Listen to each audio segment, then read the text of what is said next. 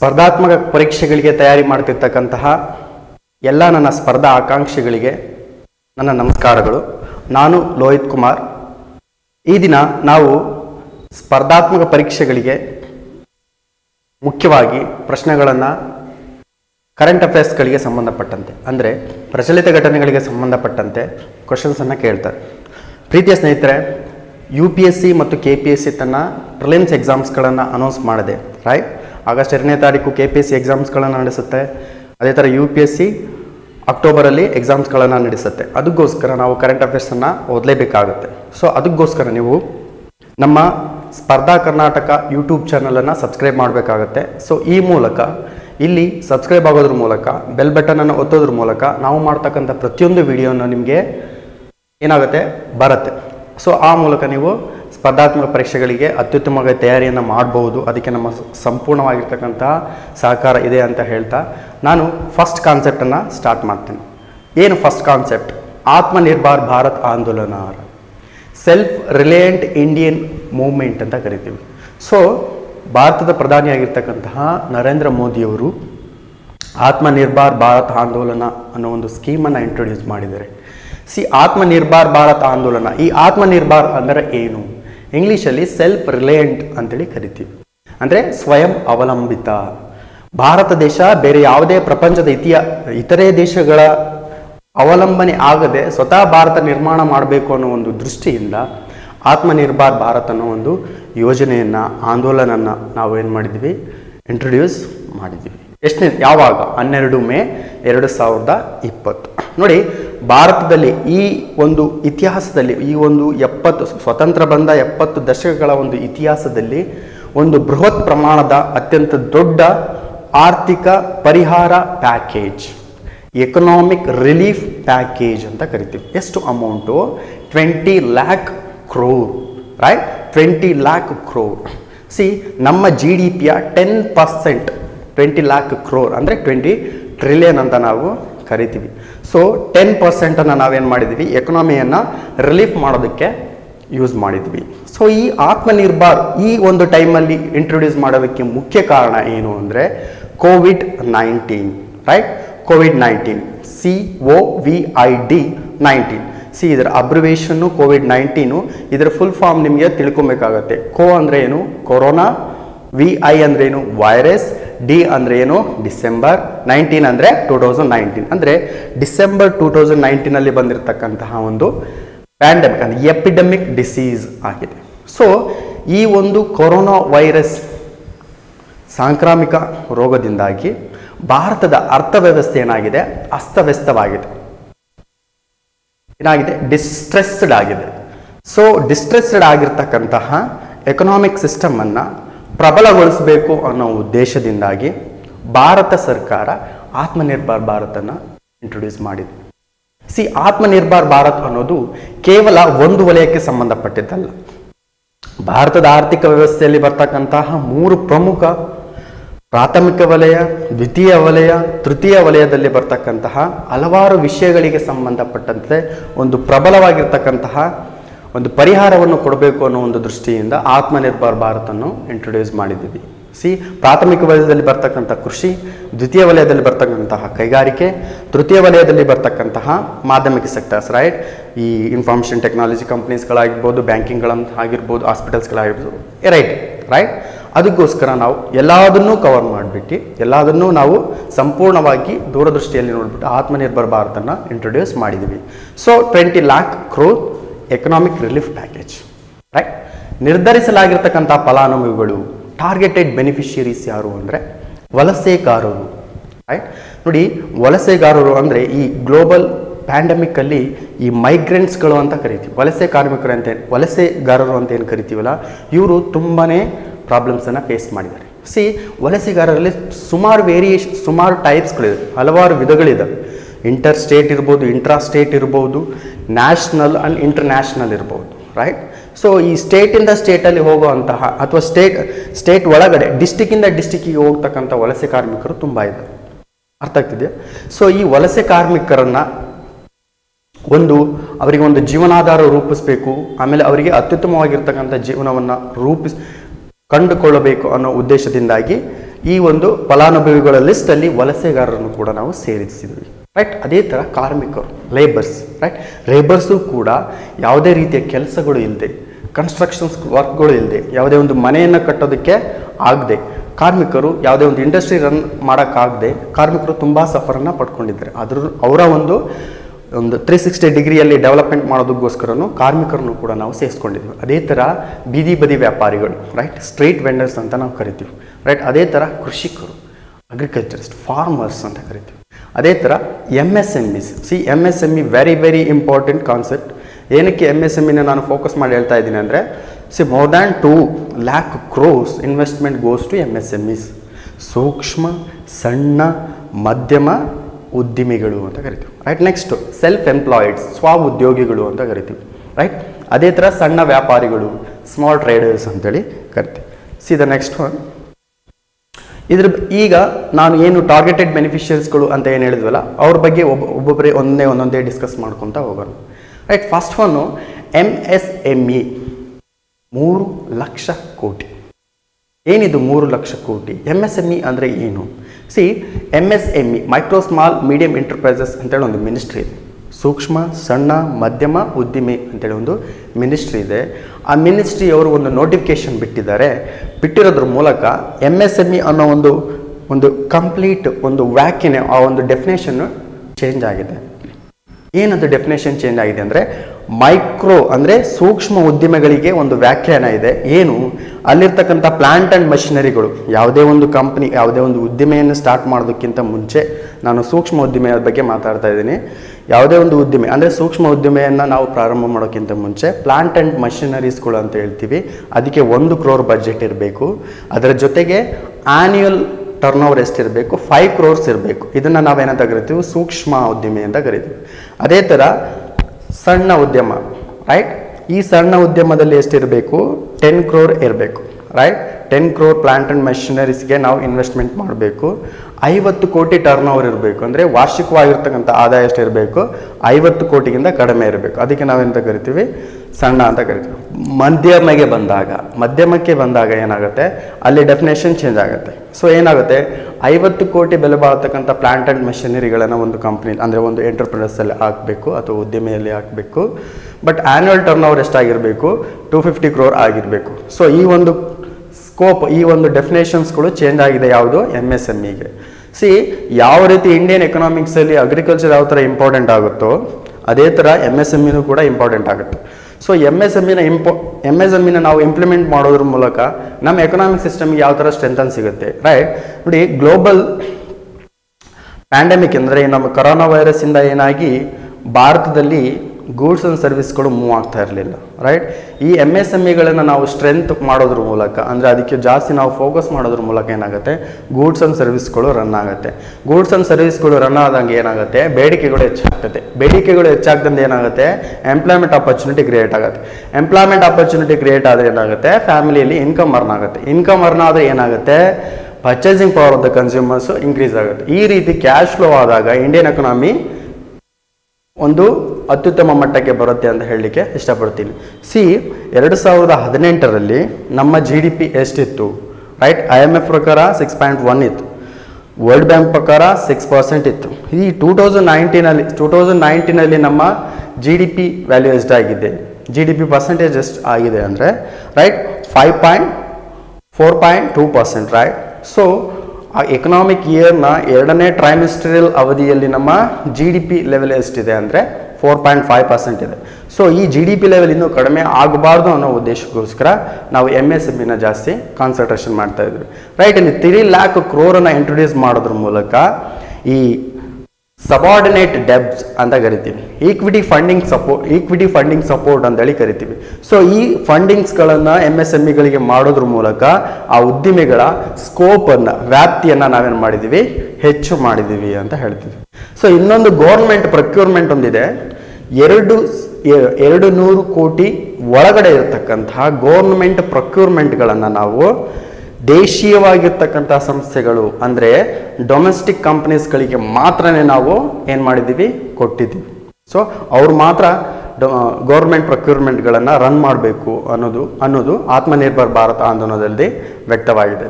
ಅದೇ ಥರ next one NBFCs, housing finance corporations and micro finance ಇನ್ಸ್ಟಿಟ್ಯೂಷನ್ಸ್ಗಳು ಅಂತ ಇದೆ, ರೈಟ್. ಸೊ ಈ ಮೂರು ಒಂದು ಫೈನಾನ್ಷಿಯಲ್ ಇನ್ಸ್ಟಿಟ್ಯೂಷನ್ಸ್ಗಳಲ್ಲಿ, ಫೈನಾನ್ಷಿಯಲ್ ಸರ್ವಿಸಸ್ಗಳಲ್ಲಿ ಬರ್ತಕ್ಕಂಥ ಒಂದು ಪ್ರಮುಖ ಇನ್ಸ್ಟಿಟ್ಯೂಷನ್ಸ್ಗಳು. ನೋಡಿ, ಒನ್ ಬೈ ಒನ್ ಹೇಳ್ಕೊತಾ ಹೋಗೋಣ. NBFC, ಫಸ್ಟ್ ಒನ್ NBFC ಅಂತ ಬರುತ್ತೆ, ರೈಟ್. ನಾನ್ ಬ್ಯಾಂಕಿಂಗ್ ಫೈನಾನ್ಷಿಯಲ್ ಕಂಪನೀಸ್ ಅಂತ ಇದೆ. C, what is the non banking financial companies ಅಂದರೆ ಬ್ಯಾಂಕ್ ತರಾನೇ ಆದರೆ ಬ್ಯಾಂಕ್ಗಳು ಅಲ್ಲ, ರೈಟ್. ಇವು ನಮ್ಮ ಸಾರ್ವಜನಿಕರಿಂದ ಅಂದರೆ ಪಬ್ಲಿಕ್ಸ್ಗಿಂತ ಯಾವುದೇ ಥರ ಡೆಪಾಸಿಟ್ಗಳನ್ನು ಅಕ್ಸೆಪ್ಟ್ ಮಾಡೋದಿಲ್ಲ. But they are doing the complete acquisition of shares ಆಗಿರ್ಬೋದು, ಬಾಂಡ್ಸ್ ಆಗಿರ್ಬೋದು, ಸೆಕ್ಯೂರಿಟೀಸ್ ಆಗಿರ್ಬೋದು, ರೈಟ್. ಇವೆಲ್ಲ ಪ್ರೋಗ್ರಾಮ್ಗಳನ್ನು, ಇವೆಲ್ಲ ಫಂಕ್ಷನ್ಸ್ಗಳನ್ನು ಮಾಡುತ್ತೆ. ಬಟ್ ಇವು ಡಿಮ್ಯಾಂಡ್ ಅಂದರೆ ಡೆಪಾಸಿಟ್ಗಳನ್ನು ಅಕ್ಸೆಪ್ಟ್ ಮಾಡೋದಿಲ್ಲ. ಅದೇ ಥರ ಇಂಟರ್ನ್ಯಾಷನಲ್ಲು ಮತ್ತು ನ್ಯಾಷನಲ್ ಲೆವೆಲಲ್ಲಿ ರೆಕಗ್ನಿಷನ್ಸ್ಗಳನ್ನು ಇರೋದಿಲ್ಲ. As per the company act 1956, company ಕಾಯ್ದೆ 1956ರ ಅಡಿಯಲ್ಲಿ ಇವು ಕೂಡ ಒಂದು ರೀತಿಯ ಬ್ಯಾಂಕ್ಗಳೇ. ಬಟ್ ಬ್ಯಾಂಕ್ ರೀತಿಲಿ ಯಾವುದೇ ರೀತಿ ಲೈಸೆನ್ಸ್ಗಳನ್ನು ಹೊಂದಿರೋದಿಲ್ಲ, ರೈಟ್, ಪರವಾನಗಿಗಳನ್ನು ಹೊಂದಿರೋದಿಲ್ಲ. ಸೊ ಇವುಗಳಿಗೆ ಇನ್ವೆಸ್ಟ್ಮೆಂಟ್ ಮಾಡೋದ್ರ ಮೂಲಕ ನಮ್ಮ ಆರ್ಥಿಕ ವ್ಯವಸ್ಥೆಯಲ್ಲಿ ಬರ್ತಕ್ಕಂಥ ಶೇರುಗಳು, ಡಿಬೆಂಚರ್ಸ್ಗಳು, ಬಾಂಡ್ಸ್ಗಳು ಸರಿಯಾದ ಪ್ರಮಾಣದಲ್ಲಿ ವರ್ಕ್ ಆಗ್ತವೆ. ಅದು ಗೌರ್ಮೆಂಟಿಂದ ಆಗಿರ್ಬೋದು ಅಥವಾ ಲೋಕಲ್ ಬಾಡೀಸ್ಗಳಿಂದ ಆಗಿರ್ಬೋದು. ನೆಕ್ಸ್ಟ್ ಬೇರೆ ನೋಡೋದಾದರೆ housing finance corporation, right. Housing finance corporation as the name indicates, ಗೃಹ ಹಣಕಾಸು ಸಂಸ್ಥೆಗಳು ಅಂತ. ಯಾವ ಕಾರ್ಪೊರೇಷನ್ಸ್ಗಳು ಮನೆಯನ್ನು ಕಟ್ಟೋದಕ್ಕೆ, ಗೃಹವನ್ನು ನಿರ್ಮಾಣ ಮಾಡೋದಕ್ಕೆ ಫೈನಾನ್ಸ್ಗಳನ್ನು ಮಾಡ್ತಾವೋ ಅವುಗಳನ್ನು ನಾವು ಟೋಟಲ್ ಆಗಿ ಏನಂತ ಕರಿತೀವಿ? ಹೌಸಿಂಗ್ ಫೈನಾನ್ಸ್ ಕಾರ್ಪೊರೇಷನ್ಸ್ ಅಂತೇಳಿ ಕರಿತೀವಿ, ರೈಟ್. ಮನೆಯನ್ನು ನಿರ್ಮಾಣ ಮಾಡೋದಕ್ಕೆ ಸಾಲ ಸೌಲಭ್ಯಗಳನ್ನು ಕೊಡ್ತಕ್ಕಂತಹ ಕಾರ್ಪೊರೇಷನ್ಸ್ಗಳು. ನೋಡಿ, ಹೌಸಿಂಗ್ ಫಾರ್ ಆಲ್ ಅಂತೇಳಿ ನಾವು ಸೆಂಟ್ರಲ್ ಗೌರ್ಮೆಂಟಿಂದ ಏನಾಗಿದೆ, ಒಂದು ಸ್ಕೀಮ್ ಇಂಟ್ರೊಡ್ಯೂಸ್ ಆಗಿದೆ, ರೈಟ್. ಅದೇ ಥರ ನೆಕ್ಸ್ಟ್ ಒನ್ ನೋಡೋದಾದರೆ ಮೈಕ್ರೋ ಫೈನಾನ್ಸ್ ಇನ್ಸ್ಟಿಟ್ಯೂಷನ್ಸ್. ಇಲ್ಲಿ ಇದ್ರ ಬಗ್ಗೆ ಸ್ವಲ್ಪ ಮಾತಾಡ್ಕೊಳ್ಳೋಣ. ಮೈಕ್ರೋ ಫೈನಾನ್ಸ್ ಇನ್ಸ್ಟಿಟ್ಯೂಷನ್ಸ್ಗಳಂದರೆ ಆಸ್ ದ ನೇಮ್ ಇಂಡಿಕೇಟ್ಸ್, ನೋಡಿ, ಮೈಕ್ರೋ ಅಂದರೆ ಸಣ್ಣ, ಸೂಕ್ಷ್ಮ ಹಣಕಾಸು ಸಂಸ್ಥೆಗಳು ಅಂತ ಕರಿತೀವಿ. ಸೊ ಈ ಸೂಕ್ಷ್ಮ ಹಣಕಾಸು ಸಂಸ್ಥೆಗಳು ಕೆಲಸ ಏನು ಅಂದರೆ, ಇವು ಕೂಡ ಕಂಪನಿ ಕಾಯ್ದೆ 1956 ಅಂದರೆ ಕಂಪನಿ ಕಾಯ್ದೆ 1950ರ ಅಡಿಯಲ್ಲೇ ಬರ್ತವೆ. ಇವುಗಳು ಕಡಿಮೆ ಆದಾಯವನ್ನು ಹೊಂದಿರತಕ್ಕಂತಹ ಕುಟುಂಬಗಳಿಗೆ, ಕಡಿಮೆ ಆದಾಯ ಹೊಂದಿರತಕ್ಕಂಥ ಒಂದು ಗ್ರೂಪ್ಗಳಿಗೆ ಏನು ಮಾಡುತ್ತೆ, ಸಾಲ ಸೌಲಭ್ಯವನ್ನು ಕೊಡುತ್ತೆ. ಈ ಮೂಲಕ ಸಾಲ ಸೌಲಭ್ಯವನ್ನು ಕೊಟ್ಟು ತಮ್ಮ ಜೀವನ ನಿರ್ವಹಣೆಯನ್ನು ಅದಕ್ಕೆ ರೂಪಿಸಿಕೊಳ್ಳೋದಕ್ಕೆ ಈ ಮೈಕ್ರೋ ಫೈನಾನ್ಸ್ ಇನ್ಸ್ಟಿಟ್ಯೂಷನ್ಸ್ಗಳು ಹೆಲ್ಪ್ಫುಲ್ ಆಗುತ್ತೆ. ಸೊ ಈ NBFC ಮತ್ತು ಹೌಸಿಂಗ್ ಫೈನಾನ್ಸ್ ಕಾರ್ಪೊರೇಷನ್ ಮತ್ತು ಮೈಕ್ರೋ ಫೈನಾನ್ಸ್ ಇನ್ಸ್ಟಿಟ್ಯೂಷನ್ಸ್ಗಳಿಗೆ 30,000 crores ಆತ್ಮನಿರ್ಭರ್ ಭಾರತ್ ಆಂದೋಲನ ಅಡಿಯಲ್ಲಿ ನೀಡಲಾಗಿದೆ, right. And partial credit guarantee ಸ್ಕೀಮ್ನ ಮೂಲಕ 45,000 ಕೋಟಿಯನ್ನು ಇಂಟ್ರೊಡ್ಯೂಸ್ ಮಾಡಿದೆ. ಸೊ ಈ 45,000 ಕೋಟಿ ಇಂಟ್ರೊಡ್ಯೂಸ್ ಮಾಡಿರೋದ್ರ ಉದ್ದೇಶ ಏನು ಅಂದರೆ, ಭಾರತದ ಆರ್ಥಿಕ ವ್ಯವಸ್ಥೆಯಲ್ಲಿ ಒಂದು ಸಾಮರ್ಥ್ಯವನ್ನು ಹೆಚ್ಚಿಸೋದಕ್ಕೆ, ಕಾನ್ಫಿಡೆಂಟ್ ಅಂದರೆ ಸಾಮರ್ಥ್ಯವನ್ನು ಹೆಚ್ಚಿಸೋದಕ್ಕೆ, ಒಂದು ವಿಶ್ವಾಸವನ್ನು ಹೆಚ್ಚು ಮಾಡೋದಕ್ಕೋಸ್ಕರ 45,000 ಕೋಟಿಯನ್ನು ನಾವು ಆತ್ಮನಿರ್ಭರ್ ಭಾರತ್ ಅಡಿಯಲ್ಲಿ ಫೈನಾನ್ಸ್ ಇನ್ಸ್ಟಿಟ್ಯೂಷನ್ಸ್ಗಳಿಗೆ ನೀಡಲಾಗಿದೆ, ರೈಟ್. ನೆಕ್ಸ್ಟ್ ಒನ್ ಬರೋದಾದರೆ ಡಿಸ್ಕೌಮ್ಸ್. ಏನಿದು ಡಿಸ್ಕೌಮ್ಸ್ ಅಂದರೆ, ನೋಡಿ, ಡಿಸ್ಟ್ರಿಬ್ಯೂಷನ್ ಕಂಪನೀಸ್ ಅಂತ ನಾವು ಕರಿತೀವಿ. ಫಾರ್ ಎಕ್ಸಾಂಪಲ್ಲು ಈ ಎಲೆಕ್ಟ್ರಿಕ್ ಸಪ್ಲೈ ಕಂಪನೀಸ್ಗಳಿದ್ದಾವೆ, ಎಲೆಕ್ಟ್ರಿಕ್ ಡಿಸ್ಟ್ರಿಬ್ಯೂಷನ್ ಕಂಪನೀಸ್ ಅಂದರೆ ವಿದ್ಯುತ್ ಹಂಚಿಕೆಯ ಕಂಪನಿಗಳು ಅಂತ ಕರಿತೀವಿ. ಫಾರ್ ಎಕ್ಸಾಂಪಲ್ ಹೆಸ್ಕಾಮ್, ನಮ್ಮ ಕರ್ನಾಟಕದಲ್ಲಿ ಹೆಸ್ಕಾಮು, ಜೆಸ್ಕಾಮು, ಬೆಸ್ಕಾಮು, ಮೆಸ್ಕಾಮು, ರೈಟ್. ಅದೇ ಥರ ಹಲವಾರು ರೀತಿಯ ವಿದ್ಯುತ್ ವಿತರಣಾ ಕಂಪನಿಗಳಿದ್ದಾವೆ. ಆ ವಿದ್ಯುತ್ ವಿತರಣಾ ಕಂಪನಿಗಳಿಗೆ 90,000 ಕೋಟಿ ರೂಪಾಯಿಯ ಹಣವನ್ನು ಈಗ ವಿದ್ಯುತ್ PSU ಅಂತ ಕರಿತೀವಿ, ರೈಟ್, ಪಬ್ಲಿಕ್ ಸೆಕ್ಟರ್ ಅಂಡರ್ಟೇಕಿಂಗ್ಸ್ ಅಂತ ಕರಿತೀವಿ. ಅಂದರೆ ಸಾರ್ವಜನಿಕ ವಲಯದ ಉದ್ದಿಮೆಗಳಲ್ಲಿ ಆಗಿರ್ತಕ್ಕಂತಹ 90,000 ಕೋಟಿಯ ಒಂದು ಅನುದಾನವನ್ನು ಡಿಸ್ಕಾಮ್ಸ್ಗಳಿಗೆ ನೀಡಲಾಗಿದೆ. ಯಾವ ರೀತಿ ಅಂದರೆ, ಫಾರ್ ಎಕ್ಸಾಂಪಲ್ಲು 1947ನಲ್ಲಿ ಇಂಡಿಯಾ ಫ್ರೀಡಮ್ ಆಯಿತು, ಅಂದರೆ ಭಾರತ ಸ್ವಾತಂತ್ರ್ಯವನ್ನು ಪಡೆದುಕೊಳ್ತು. ಈ ಸ್ವಾತಂತ್ರ್ಯ ಪಡೆದ ನಂತರ ಭಾರತದ ಆರ್ಥಿಕ ವ್ಯವಸ್ಥೆಯು ಯಾವ ರೀತಿ ಇರಬೇಕು ಅನ್ನೋದನ್ನು ನಮ್ಮ ದೇಶದ ಆರ್ಥಿಕ ವ್ಯವಸ್ಥೆ ನಿರ್ಧಾರ ಮಾಡುತ್ತೆ. ಯಾವ ರೀತಿ ಇರಬೇಕು, ಭಾರತದ ಆರ್ಥಿಕತೆಯಲ್ಲಿ ಸರ್ಕಾರದ ಒಂದು ಮಧ್ಯಸ್ಥಿಕೆ ಜಾಸ್ತಿ ಇರಬೇಕು ಅನ್ನೋ ಉದ್ದೇಶದಿಂದ PSU ಅನ್ನು ಸ್ಟಾರ್ಟ್ ಮಾಡಿದ್ವಿ, ಸಾರ್ವಜನಿಕ ವಲಯದ ಉದ್ಯಮಿಗಳು. ಸೊ ಸಾರ್ವಜನಿಕ ವಲಯದ ಉದ್ಯಮಿಗಳು ಅಥವಾ ಘಟಕಗಳಲ್ಲಿ ಸುಮಾರು ಟೈಪ್ಸ್ಗಳಿದ್ದಾವೆ. ಅದು ಮಹಾರತ್ನ ಆಗಿರ್ಬೋದು, ಮಿನಿರತ್ನ ಆಗಿರ್ಬೋದು, ರೈಟ್, ನವರತ್ನ ಆಗಿರ್ಬೋದು. ಸೊ ಈ ನವರತ್ನಗಳು ಟೋಟಲ್ ಅಂದರೆ ಪಬ್ಲಿಕ್ ಸೆಕ್ಟರ್ ಅಂಡರ್ಟೇಕಿಂಗ್ಸ್ಗಳು 90,000 crores ಡಿಸ್ಕಾಮ್ಸ್ಗಳಿಗೆ ಕೊಡಬೇಕು ಅನ್ನೋದು ಈ ಆತ್ಮನಿರ್ಭರ್ ಭಾರತ ಆಂದೋಲನ ಅಡಿಯಲ್ಲಿ ಬರ್ತಕ್ಕಂಥ ಒಂದು ಪ್ರಮುಖವಾಗಿರ್ತಕ್ಕಂಥ ವಿಷಯ, ರೈಟ್. ನೆಕ್ಸ್ಟ್ ನೋಡೋದಾದರೆ ರಿಯಲ್ ಎಸ್ಟೇಟ್ ಸೆಕ್ಟರ್. ನೋಡಿ, ರಿಯಲ್ ಎಸ್ಟೇಟ್ ಸೆಕ್ಟರ್ ಸುಮಾರು ನಾವು ಆ್ಯಸ್ ದ ನೇಮ್ ಇಂಡಿಕೇಟ್ಸ್, ಅಂದರೆ ಹೆಸರೇ ಹೇಳುವಂತೆ ರಿಯಲ್ ಎಸ್ಟೇಟ್, ಯಾವ ವ್ಯಕ್ತಿಗಳು ರಿಯಲ್ ಎಸ್ಟೇಟ್ಗಳಲ್ಲಿ ಬರ್ತಾರೋ, ಅಂದರೆ ಈ ರಿಯಲ್ ಎಸ್ಟೇಟ್ ವರ್ಕರ್ಸ್ ಆಗಿರ್ಬೋದು, ಬಿಲ್ಡರ್ಸ್ ಆಗಿರ್ಬೋದು, ರೈಟ್, ಕಾಂಟ್ರಾಕ್ಟರ್ಸ್ಗಳಾಗಿರ್ಬೋದು. ಸೊ ಆ ರಿಯಲ್ ಎಸ್ಟೇಟ್ ವರ್ಕರ್ಸಲ್ಲಿ ಒಂದು ರೇರಾ ಅನ್ನೋ ಒಂದು ಕಾಯ್ದೆ ಬರುತ್ತೆ. ಏನದು ರೇರಾ ಅಂದರೆ ರಿಯಲ್ ಎಸ್ಟೇಟ್ ರೆಗ್ಯುಲೇಷನ್ ಅಥಾರಿಟಿ ಅಂತೇಳಿ, real estate regulation and development act ಅಂತೇಳಿ 2016ರಲ್ಲಿ ರಿಲೀಸ್ ಆಯಿತು. ಸೊ ಅದ್ರ ಪ್ರಕಾರ ರೇರಾವನ್ನು ಇಂಟ್ರೊಡ್ಯೂಸ್ ಮಾಡಿದ್ದೀವಿ. ಸೊ ಈ ರೇರಾ ಏನು ಮಾಡುತ್ತಂದರೆ ರಿಯಲ್ ಎಸ್ಟೇಟ್ ವರ್ಕರ್ಸ್ಗಳಾಗಿರೋದು, ಬಿಲ್ಡರ್ಸ್ಗಳಾಗಿರೋದು, ಕಾಂಟ್ರಾಕ್ಟ್ಸ್ಗಳಿಗೆ ಒಂದು ಶಿಸ್ತು ಆಗಿರ್ತಕ್ಕಂಥ, ಒಂದು ಸಪ್ರೇಟ್ ಆಗಿರ್ತಕ್ಕಂಥ ಒಂದು ಸುರಕ್ಷತೆಯನ್ನು ಕೊಡಿಸುತ್ತೆ. 2016ರಲ್ಲಿ ಈ ಕಾಯ್ದೆಯನ್ನು ಇಂಟ್ರೊಡ್ಯೂಸ್ ಮಾಡಿದ್ವಿ, ರೈಟ್. ಇಲ್ಲಿ ರಿಯಲ್ ಎಸ್ಟೇಟ್ ಸೆಕ್ಟರ್ಗೆ ಸಂಬಂಧಪಟ್ಟಂತೆ ಏನು ಸೆಂಟ್ರಲಿಂದ ಏನು ಕೆಲವೊಂದು ಏಜೆನ್ಸಿಗಳಿದ್ದಾವೆ, ಕೆಲವೊಂದು ಕಾರ್ಪೊರೇಟಿವ್ ಬ್ಯಾಂಕ್ಸ್ಗಳೇನಿದ್ದಾವೆ, ಆ ಬ್ಯಾಂಕ್ಸ್ಗಳಿಂದ ಬಂದಿರತಕ್ಕಂಥ ಕೆಲವೊಂದು ಆರ್ಡ್ರ್ಗಳನ್ನು 6 ತಿಂಗಳು ಎಕ್ಸ್ಟೆಂಡ್ ಮಾಡಿದೆ, ರೈಟ್. ಏನಕ್ಕೆ 6 ತಿಂಗಳು ಎಕ್ಸ್ಟೆಂಡ್ ಮಾಡಿದ್ದೀವಿ ಅಂದರೆ, ನೋಡಿ, ಈ ಕೊರೋನಾ ವೈರಸ್ಸಿಂದ ಏನಾಗಿದೆ, ಭಾರತದಲ್ಲಿ ಕ್ಯಾಶ್ ಫ್ಲೋಸ್ಗಳಿಲ್ಲ, ಅಂದರೆ ಹಣ ಒಂದು ಪ್ಲೇಸಿಂದ ಇನ್ನೊಂದು ಪ್ಲೇಸ್ಗೆ ಫ್ಲೋಸ್ ಆಗ್ತಾ ಇಲ್ಲ. ಆಗಂದ ಮಾತ್ರಕ್ಕೆ ಈ ರಿಯಲ್ ಎಸ್ಟೇಟ್ ಸೆಕ್ಟರ್ಗಳಲ್ಲಿ, ಬಿಲ್ಡರ್ಸ್ಗಳಲ್ಲಿ ಕೆಳಗಡೆ ಕೆಲಸ ಮಾಡ್ತಕ್ಕಂಥ ವ್ಯಕ್ತಿಗಳಿಗೆ ಯಾವುದೇ ರೀತಿ ಕೂಲಿಯನ್ನು ಕೊಡೋದಕ್ಕಾಗ್ತಾ ಇಲ್ಲ. ಸೊ ಈ ಕ್ಯಾಶ್ ಫ್ಲೋ ಅನ್ನು ಕಡಿಮೆ ಅಂದರೆ ಹೆಚ್ಚು ಮಾಡೋದಕ್ಕೋಸ್ಕರ ಈ ಆತ್ಮನಿರ್ಭರ್ ಭಾರತ್ ಆಂದೋಲನದಲ್ಲೂ ಕೂಡ ಕೆಲವೊಂದು ಸ್ಕೀಮ್ಗಳನ್ನು ಇಂಟ್ರೊಡ್ಯೂಸ್ ಮಾಡಿದೆ. ಅದನ್ನು ನಾವು ನೆಕ್ಸ್ಟ್ ಸ್ಲೈಡಲ್ಲಿ ನೋಡೋಣ, ರೈಟ್. ಇದು ರಿಯಲ್ ಎಸ್ಟೇಟ್ ಸೆಕ್ಟರ್ಗೆ ಬಗ್ಗೆ. ನೆಕ್ಸ್ಟ್ ನೋಡೋದಾದರೆ ಹೌಸಿಂಗ್ ಸೆಕ್ಟರ್ಸ್ ಅಂತ ಇದೆ, ಅಂದರೆ ಗೃಹ ವಲಯ ಅಂತ ಕರಿತೀವಿ. ಸೊ ಇಲ್ಲಿ PMAY ಆ್ಯಂಡ್ ಯು ಅಂತ ಇದೆ. ಏನಿದು PMAY ಆ್ಯಂಡ್ ಯು ಅಂದರೆ ಪ್ರಧಾನ ಮಂತ್ರಿ ಆವಾಸ್ ಯೋಜನಾ ಅರ್ಬನ್ ಅಂತ ಇದೆ. ಸೊ ಇದೊಂದು ಸ್ಕೀಮ್, ಹೌಸಿಂಗ್ ಸೆಕ್ಟರ್ಗೆ ಸಂಬಂಧಪಟ್ಟಂತೆ ಇದೊಂದು ಸ್ಕೀಮು.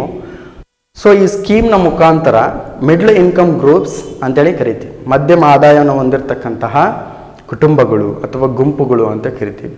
ಸೊ ಈ ಗುಂಪುಗಳಿಗೆ ವಿಶೇಷವಾಗಿರ್ತಕ್ಕಂತಹ ಗುರುತುಪಡಿಸುವುದರ ಮೂಲಕ ಈ PMAY ಅನ್ನೋದನ್ನು ಅಂದರೆ ಅಭಿವೃದ್ಧಿ ಮಾಡಿದ್ದೀವಿ. ಹೇಗೆ ಅಭಿವೃದ್ಧಿ ಮಾಡಿದ್ದೀವಿ ಅಂದರೆ, ಇಲ್ಲಿ low income groups, middle income groups and high income groups ಅಂತ ಇದ್ದೀವಿ. ಸೊ ಈ ಲೋ ಇನ್ಕಮ್ ಗ್ರೂಪ್ಸಲ್ಲಿ ಬರ್ತಕ್ಕಂಥವ್ರು, ಅದರಲ್ಲೂ ನಗರ ಪ್ರದೇಶದಲ್ಲಿ ಜೀವನ ಮಾಡ್ತಿರ್ತಕ್ಕಂಥವ್ರು ಈ PMAY ಪ್ರಧಾನ ಮಂತ್ರಿ ಆವಾಸ್ ಯೋಜನಾ ಅಡಿಯಲ್ಲಿ ಫಲಾನುಭವಿಯನ್ನು ಪಡ್ಕೊಬಹುದು. ಸೊ ಇದು ಹೌಸಿಂಗ್ ಸೆಕ್ಟರ್ಗೆ ಸಂಬಂಧಪಡೋದು, ರೈಟ್. ಈ PMAY ಅನ್ನೋದು 2015 ಜೂನ್ 25ರಲ್ಲಿ ಇಂಟ್ರೊಡ್ಯೂಸ್ ಆಗುತ್ತೆ, ರೈಟ್. ಸೊ ಇದ್ರ ಮೂಲಕ ಹೌಸಿಂಗ್ ಸೆಕ್ಟರ್ನ ನಾವು ಬಿಲ್ಡ್ ಮಾಡ್ಬೋದು. ಸೊ ಈ ಹೌಸಿಂಗ್ ಸೆಕ್ಟರಿಂದ ನಮ್ಮ ಇಂಡಿಯನ್ ಎಕನಾಮಿಕ್ ಯಾವ ಥರ ಹೆಲ್ಪ್ಫುಲ್ ಆಗುತ್ತೆ ಅಂದರೆ, ಫಸ್ಟ್ ಹೌಸಿಂಗ್ ಸೆಕ್ಟರ್ನ ಇಂಪ್ಲಿಮೆಂಟ್ ಮಾಡೋದ್ರ ಮೂಲಕ ಲೇಬರ್ಸ್ಗಳಿಗೆ ನಾವು ಎಂಪ್ಲಾಯ್ಮೆಂಟನ್ನು ಕೊಡ್ಬೋದು. ಅದರ ಜೊತೆಗೆ ಸಿಮೆಂಟ್ಗೆ ಜಾಸ್ತಿ ನಮಗೆ ಏನಾಗುತ್ತೆ, ಡೆವಲಪ್ ಅಂದರೆ ಅದಕ್ಕೆ ಡಿಮ್ಯಾಂಡ್ ಜಾಸ್ತಿ ಆಗುತ್ತೆ. ಅದೇ ಥರ ಕ್ಯಾಶ್ ಫ್ಲೋಸ್ ಜಾಸ್ತಿ ಆಗುತ್ತೆ. ಅದೇ ಥರ ಮನೆಗಳು ನಿರ್ಮಾಣವಾಗುತ್ತವೆ. ಆವಾಗ ಒಂದು ಕುಟುಂಬದ ಅಂದರೆ ಒಂದು ಕೆಳ ವರ್ಗದಲ್ಲಿರ್ತಕ್ಕಂಥ ಕುಟುಂಬವು ಕೂಡ ಎಕನಾಮಿಕಲಿ ಸ್ಟ್ರಾಂಗ್ ಆಗುತ್ತೆ ಅನ್ನೋ ಉದ್ದೇಶದಿಂದ ಹೌಸಿಂಗ್ ಸೆಕ್ಟರ್ಸನ್ನು ನಾವು ಇಂಟ್ರೊಡ್ಯೂಸ್ ಮಾಡಿದ್ವಿ, ರೈಟ್. ನೆಕ್ಸ್ಟ್ ಮೈಗ್ರೆಂಟ್ಸ್, ಅಂದರೆ one of the very important concept migrants, ವಲಸೆಗಾರರು ಅಂತ ಕರಿತೀವಿ, ರೈಟ್. ಈ ವಲಸೆಗಾರರು ಈ ಗ್ಲೋಬಲ್ ಪ್ಯಾಂಡಮಿಕ್ ಲಾಕ್ಡೌನಿಂದಾಗಿ ತುಂಬ ಸಫರ್ ಪಟ್ಟಿದ್ದಾರೆ. ಸೊ ಅವರಿಗೋಸ್ಕರ ಅಂದರೆ ಒಂದು ರಾಜ್ಯದಿಂದ ಈ ವಲಸೆ ಕಾರ್ಮಿಕರು ಆ್ಯಸ್ ದ ಡೆಫಿನೇಷನ್ ಇಟ್ಸೆಲ್ಫ್ ಏನು ಹೇಳುತ್ತೆ ಅಂದರೆ, ಒಂದು ರಾಜ್ಯದಿಂದ ಇನ್ನೊಂದು ರಾಜ್ಯಕ್ಕೆ ಹೋದಂಥ ಸಂದರ್ಭದಲ್ಲಿ ಅವರಿಗೆ ಆಹಾರದ ಸಮಸ್ಯೆ ಉಂಟಾಗುತ್ತೆ, ರೈಟ್. ಈ ಆಹಾರದ ಸಮಸ್ಯೆಯನ್ನು ನಿವಾರಿಸೋದಕ್ಕೆ ಒನ್ ರೇಷನ್ ಕಾರ್ಡ್ ಅಂತೇಳಿ ಒನ್ ರೇಷನ್ ಕಾರ್ಡ್ ಅಂತೇಳಿ ನಾವು ಒಂದು ಸ್ಕೀಮನ್ನು ಇಂಟ್ರೊಡ್ಯೂಸ್ ಮಾಡಿದ್ದೀವಿ. ಸೊ ಈ ಸ್ಕೀಮ್ನ ಮುಖಾಂತರ ಏನಾಗುತ್ತೆ, ಈ ವಲಸೆಗಾರರು ಒಂದು ರಾಜ್ಯದಿಂದ ಇನ್ನೊಂದು ರಾಜ್ಯಕ್ಕೆ ಹೋದಂಥ ಸಂದರ್ಭದಲ್ಲಿ ಅಲ್ಲಿ ಸ್ಥಳೀಯವಾಗಿರ್ತಕ್ಕಂತಹ ನ್ಯಾಯಬೆಲೆ ಅಂಗಡಿಯಲ್ಲಿ ಉಚಿತವಾಗಿ ಅಥವಾ ಸಬ್ಸಿಡಿ ದರಗಳಲ್ಲಿ ತಮ್ಮ ಆಹಾರ ಸಾಮಗ್ರಿಗಳನ್ನು ಪಡೆದುಕೊಳ್ಳಬಹುದು. ಇದನ್ನು ನಾವು ಬ್ರೀಫ್ ಆಗಿ ಏನಂತ ಕರಿತೀವಿ, one nation one ration card ಅಂತ ಕರಿತೀವಿ. ಸೊ ಈ ಪೋರ್ಟಲನ್ನು ಆಲ್ ಓವರ್ ಇಂಡಿಯಾ ಡೆವಲಪ್ಮೆಂಟ್ ಮಾಡೋದಕ್ಕೆ ಮಾರ್ಚ್ 31, 2021 ತನಕನೂ ಟೈಮ್ ಕೊಟ್ಟಿದ್ದಾರೆ. ಸೊ ಈ ಒನ್ ನೇಷನ್ ಒನ್ ರೇಷನ್ ಕಾರ್ಡಲ್ಲಿ ಕೆಲವೊಂದು ಇಂಪಾರ್ಟೆಂಟ್ ನೆನ್ಪಿಟ್ಕೊಳ್ಳೋಂಥ ಇನ್ಫಾರ್ಮೇಷನ್ಸ್ಗಳು ಏನಂದರೆ, PDS ಅನ್ನೋ ಒಂದು ಟರ್ಮ್ ಬರುತ್ತೆ, ರೈಟ್. ಪಬ್ಲಿಕ್ ಡಿಸ್ಟ್ರಿಬ್ಯೂಷನ್ ಸಿಸ್ಟಮ್ ಅಂತೇಳಿ ಬರುತ್ತೆ, ಅಂದರೆ ಸಾರ್ವಜನಿಕ ವಿತರಣಾ ವ್ಯವಸ್ಥೆ ಅಂತೇಳಿ. ಸೊ ಈ ಸಾರ್ವಜನಿಕ ವಿತರಣಾ ವ್ಯವಸ್ಥೆ ಅಡಿಯಲ್ಲಿ ಕೆಲಸ ಮಾಡ್ತಕ್ಕಂಥದ್ದು ನ್ಯಾಯಬೆಲೆ ಅಂಗಡಿಗಳು. ಸೊ ಇಲ್ಲಿ 2013 ಒಂದು ಆ್ಯಕ್ಟ್ ಇದೆ, NFSS ಅಂತೇಳಿ, ನ್ಯಾಷನಲ್ ಫುಡ್ ಸೆಕ್ಯೂರಿಟಿ ಆ್ಯಕ್ಟ್ ಅಂತೇಳಿ, ರೈಟ್. ಈ ನ್ಯಾಷನಲ್ ಫುಡ್ ಸೆಕ್ಯೂರಿಟಿ ಆ್ಯಕ್ಟ್ ನಮಗೆ ಏನು ಕನ್ಫರ್ಮ್ ಮಾಡುತ್ತೆ ಅಂದರೆ, right to food is a legal food, it is a legal right, ಕಾನೂನಾತ್ಮಕ ಹಕ್ಕು ಅಂತ ಹೇಳ್ತೀವಿ. ಏನು ಆಹಾರವನ್ನು ಪಡಿತಕ್ಕಂಥ ಹಕ್ಕು ಅದೊಂದು ಕಾನೂನಾತ್ಮಕವಾಗಿರ್ತಕ್ಕಂಥ ಹಕ್ಕು ಅಂತೇಳಿ 2013 ರಾಷ್ಟ್ರೀಯ ಆಹಾರ ಸುರಕ್ಷತಾ ಕಾಯ್ದೆ ಅನ್ನೋದು ನಮಗೆ ದೃಢಪಡಿಸಿದೆ. ಸೊ ಇದರ ಈ ಒಂದು ಫೇರ್ ಪ್ರೈಸ್ ಶಾಪ್ಸ್ಗಳನ್ನು ಅಥವಾ ಪಬ್ಲಿಕ್ ಡಿಸ್ಟ್ರಿಬ್ಯೂಷನ್ ಸಿಸ್ಟಮ್ಗಳನ್ನು ರೆಗ್ಯುಲೇಟ್ ಮಾಡ್ತಕ್ಕಂಥ ಒಂದು ಆಟೋನಮಸ್ ಸಂಸ್ಥೆ ಯಾವುದು ಅಂದರೆ food corporation of India. So ಈ ಒಂದು ಒನ್ ರೇಷನ್ ಮತ್ತು ಒನ್ ರೇಷನ್ ಕಾರ್ಡಿಂದ ಮೈಗ್ರೆಂಟ್ಸ್ಗಳಿಗೆ ಹೆಲ್ಪ್ಫುಲ್ ಆಗಲಿ ಅಂತ ಆಲ್ ಓವರ್ ಇಂಡಿಯಾ ನಾವೇನು ಮಾಡಿದ್ದೀವಿ, ಈ ಸ್ಕೀಮನ್ನು ಇಂಟ್ರೊಡ್ಯೂಸ್ ಮಾಡಿದ್ದೀವಿ. Don't forget, migrant is very important concept, right. Next one ನೋಡೋದಾದರೆ ಫಾರ್ಮರ್ಸ್, ರೈಟ್. ಇಲ್ಲಿ ಫಾರ್ಮರ್ಸ್ ದೇಶದ ಆರ್ಥಿಕ ವ್ಯವಸ್ಥೆಯ ಬೆನ್ನೆಲುಬು, ಭಾರತದ ಆರ್ಥಿಕ ವ್ಯವಸ್ಥೆಯ ಬೆನ್ನೆಲುಬು ಅಂತ ಕರಿತೀವಿ ರೈತರಿಗೆ. ಸೊ ಇಲ್ಲಿ PM ಕಿಸಾನ್ ಅಂತೇಳಿ ಒಂದು ಇಂಪಾರ್ಟೆಂಟ್ ಸ್ಕೀಮ್ ಇದೆ, ರೈಟ್. ಪ್ರಧಾನ ಮಂತ್ರಿ ಕಿಸಾನ್ ಸಮ್ಮಾನ್ ನಿಧಿ ಯೋಜನೆ ಅಂತೇಳಿ. ಸೊ 2019 ರಿಲೀಸ್ ಆಯಿತು, ವೆರಿ ಇಂಪಾರ್ಟೆಂಟ್ ಒಂದು ಸ್ಕೀಮ್. ಸೊ ಈ ಸ್ಕೀಮಲ್ಲಿ 2 ಲಕ್ಷ ಕೋಟಿ ಅಷ್ಟು ಹಣವನ್ನು ಆತ್ಮನಿರ್ಭರ್ ಭಾರತ್ ಅಡಿಯಲ್ಲಿ ಸ್ಯಾಂಕ್ಷನ್ ಮಾಡಿದ್ದಾರೆ. ಸೊ ಕಿಸಾನ್ ಕ್ರೆಡಿಟ್ ಕಾರ್ಡ್ ಅಂತೇಳಿ ನಿಮಗೆಲ್ಲ ಗೊತ್ತಿದೆ. ಸೊ ಈ ಕಿಸಾನ್ ಕ್ರೆಡಿಟ್ ಕಾರ್ಡ್ ಅಡಿಯಲ್ಲಿ 2.5 ಲಕ್ಷ ಕೋಟಿಯಷ್ಟು ಪ್ರಧಾನ ಮಂತ್ರಿ ಕಿಸಾನ್ ಸಮ್ಮಾನ್ ನಿಧಿ ಯೋಜನೆ ಅಡಿಯಲ್ಲಿ ಬರ್ತಕ್ಕಂಥ ಫಲಾನುಭವಿಗಳಿಗೆ ಉಪಯೋಗ ಆಗಲಿ ಅನ್ನೋ ಉದ್ದೇಶಕ್ಕೋಸ್ಕರ 2 ಲಕ್ಷ ಕೋಟಿಯಷ್ಟು ಹಣವನ್ನು ಏನು ಮಾಡಿದ್ದಾರೆ, ಈ ಒಂದು PM ಕಿಸಾನ್ ಯೋಜನೆ ಅಡಿಯಲ್ಲಿ ಇಂಟ್ರೊಡ್ಯೂಸ್ ಮಾಡಿದ್ದಾರೆ, ರೈಟ್. ಸೊ ಈ PM ಕಿಸಾನ್ ಯೋಜನೆಯ ಜೊತೆಗೆ ನಾವು ಕಿಸಾನ್ ಕ್ರೆಡಿಟ್ ಕಾರ್ಡ್ ಯೋಜನೆಯನ್ನು ಕೂಡ ನೆನಪಿಟ್ಕೊಬೇಕಾಗತ್ತೆ. ಇದು ಕೂಡ ತುಂಬಾ ಇಂಪಾರ್ಟೆಂಟ್. ಸೊ ಕೆಲವೊಂದು ಫಾರ್ಮರ್ಸ್ಗಳಿಗೆ ರಿಲೇಟೆಡ್ ಆಗಿರ್ತಕ್ಕಂಥ ಕೆಲವೊಂದು ಇಂಪಾರ್ಟೆಂಟ್ ಇನ್ಫಾರ್ಮೇಷನ್ಸ್ಗಳನ್ನು ನೋಡೋಣ.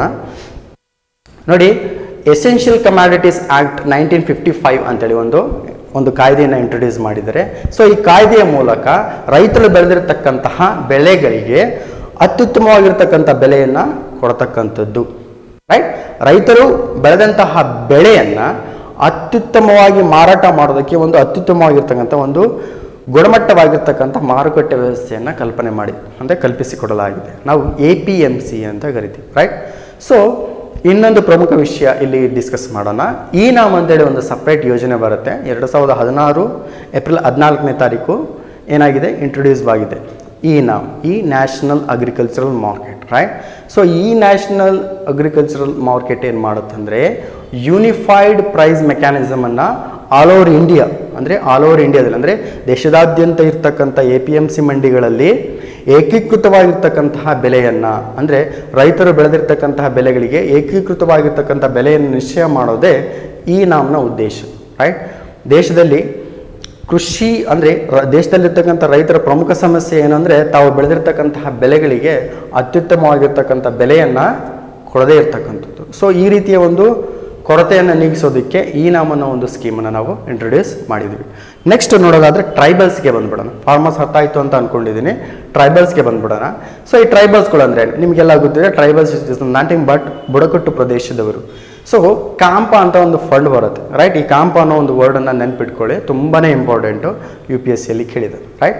C compensation afforestation for management of planning authority ಅಂತೇಳಿ ಇದೆ. ಸೊ ಇದು ಒಂದು ಕ್ಯಾಂಪ ಅನ್ನೋ ಒಂದು ಸ್ಕೀಮನ್ನು, ಒಂದು ಆಟೋನಮಸ್ ಇನ್ಸ್ಟಿಟ್ಯೂಷನ್ಸನ್ನು ಸುಪ್ರೀಂ ಕೋರ್ಟ್ 2001 ಸ್ಟಾರ್ಟ್ ಮಾಡಿ ಅಂತೇಳಿ ಆರ್ಡರ್ ಮಾಡ್ತು.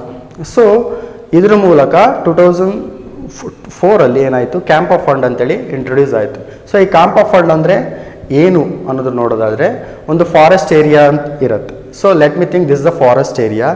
If the part of the forest area has been devastated or cut, ಅಂದರೆ ಒಂದು ಅರಣ್ಯ ಪ್ರದೇಶದಲ್ಲಿರ್ತಕ್ಕಂಥ ಒಂದು ಲಿಟಲ್ ಬಿಟ್ ಪಾರ್ಟ್, ಒಂದು ಸಣ್ಣ ಪ್ರಮಾಣದ ಫಾರೆಸ್ಟ್ ಏನಾಯಿತು, ಕಡಿಮೆ ಆಯಿತು ಅಥವಾ ಹಾಳಾಯಿತು, ಅದರಿಂದ ನಾಶ ಆಯಿತು ಅಂದರೆ ಅದಕ್ಕೆ ಕಾಂಪನ್ಸೇಷನ್ ಆಗಿ ಪ್ರೈವೇಟ್ ಪಾರ್ಟೀಸ್ ಆಗಿರ್ಬೋದು, ಗೌರ್ಮೆಂಟ್ ಆಗಿರ್ಬೋದು ಕೊಡತ್ತೆ. ಆ ಒಂದು ಫಂಡನ್ನು ನಾವೇನಂತ ಕರಿತೀವಿ, ಕಾಂಪ ಫಂಡ್ ಅಂತೇಳಿ ಕರಿತೀವಿ.